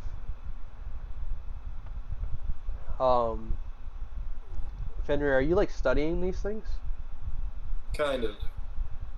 Go ahead and make an investigation check. Edward, I think would also be kind of the same thing as he's kind of trying to take some of the armor off of it to see how tough it is. Go ahead and make I got a make 12 check. on mine. It's from what you can tell so far, it's like a hybrid creature. Investigation. It's nothing that'd be in this book, would it? No. So I'm definitely taking notes. Yeah, it's just a 10 for me. Yeah, you guys kind of come to the same conclusion that this creature is a mix. Hard shell. Yeah. Zoe, Hugh, you guys doing anything? I'm gonna try and get some health back just by resting or something, cause I don't feel so good, Mr. Stark. Right. Are you like drinking potions and stuff? You can do that. Yeah. It's low. He's at 12. Zoe's gonna go up to Hugh and gonna do 4th level cure wounds on him. Okay. I will also use Cure Wounds on myself, level 1. 17. Or do I have Cure? I think I got Cure Wounds. Oh, you do an additional D8. Well, no, you don't have a cloak on. Nope. No. So 17. Wait. No, you do an additional D8. I actually get Marie to help me. Oh, yeah, I am dissecting one of the creatures. You want him to like help with the investigation? Yeah, kind of like just like cutting it up to figure out the ins and outs what's of up. things. Go ahead and roll and like as if you had advantage, and he'll also do a check as well. Hugh, he healed 17. You can do another investigation check as well, Fen, if you get something better. Holy shit, Maurice. Nothing better. See, all you guys hear is Eddard like cutting into this thing and Natural 20 for 21. oh shit. Okay. Yeah, he got a net 22. I got a 12 again. Yeah. So between Maurice and Eddard investigating this thing, they Just pick blowing it out the apart. guts and everything, throwing it aside. You guys start to realize like the anatomy and the build of this thing. It's a hybrid like experimentation of some kind. Fucking hell. It's otherworldly. It doesn't make sense. It's like it shouldn't exist. Do we figure out anything like where sensitive organs are on it or anything like that? Yeah, you start to find it. It has the heart and lungs and stuff like that. It's pretty much like within the realms of that, but How like far does the it has very insectoid like type of like build. yeah. Like, and then again it has fur and like it looks like it's almost mammal at the the same fur time. on the exoskeleton? It's a cockamouse. It's a mix between a cockroach and a mouse. If they're describing any of this out loud, I'm taking notes. It's like insectoid mammal hybrid. So the fur is on the exoskeleton of it? Yeah. Or is it like It grows off of it. It grows off of it. Okay. It's gross, right?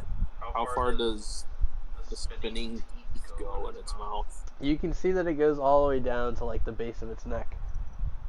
Okay, so down the throat. Yeah. Oh yeah.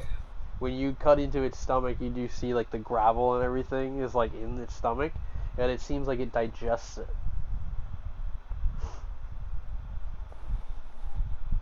I'm very proud of my monster. It's pretty cool. And how are all the meaty bits on it? Tough. There are bits and pieces that are very fatty, but because it's such a because this creature is used to being burrowed into like stone and stuff like that, its body is like thick and through. Like even some of its muscle is very tough.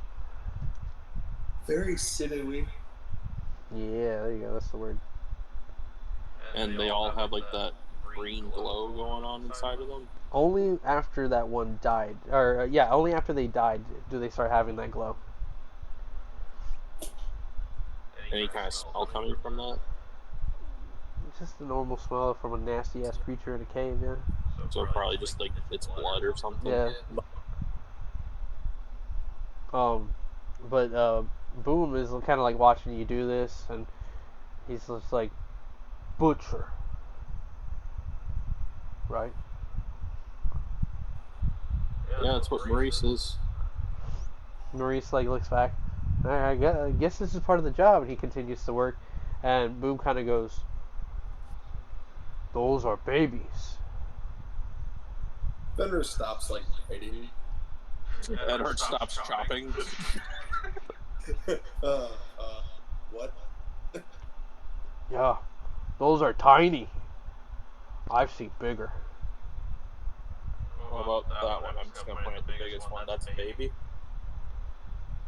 Baby, baby, baby. Newborn.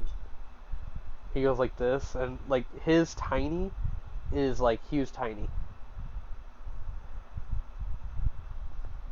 Little baby, big baby, big monster,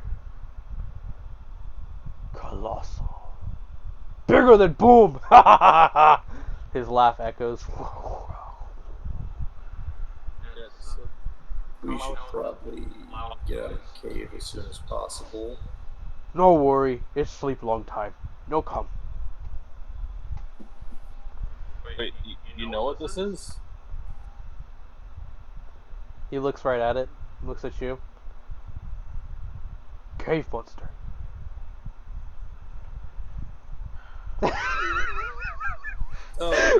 Let's not our room. Fenrir looks over at Eddard.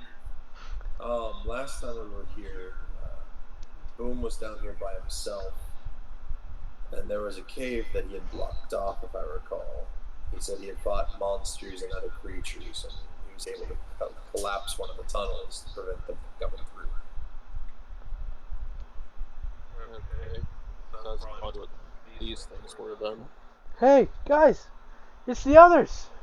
Maurice is like shouting, and sure enough, you guys can make out some lights like weaving and moving around, coming through the tunnel system, and the first person you see is Wave, and he's like holding a flame in his hand. He's just like, Maurice! Wave!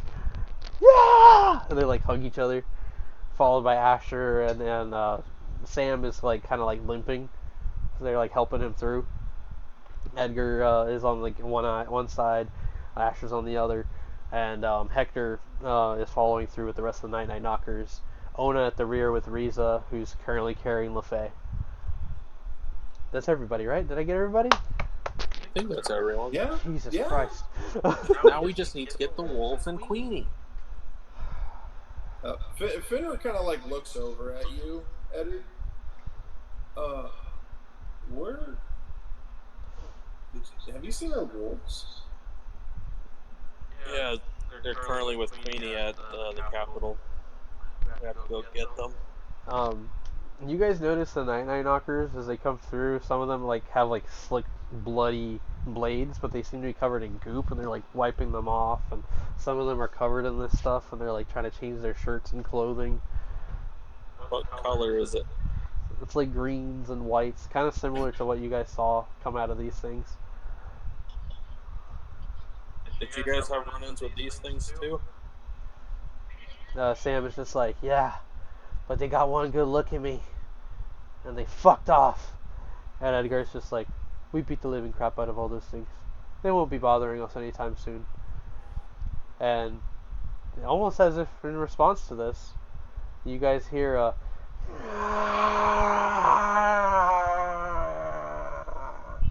echo throughout the cave.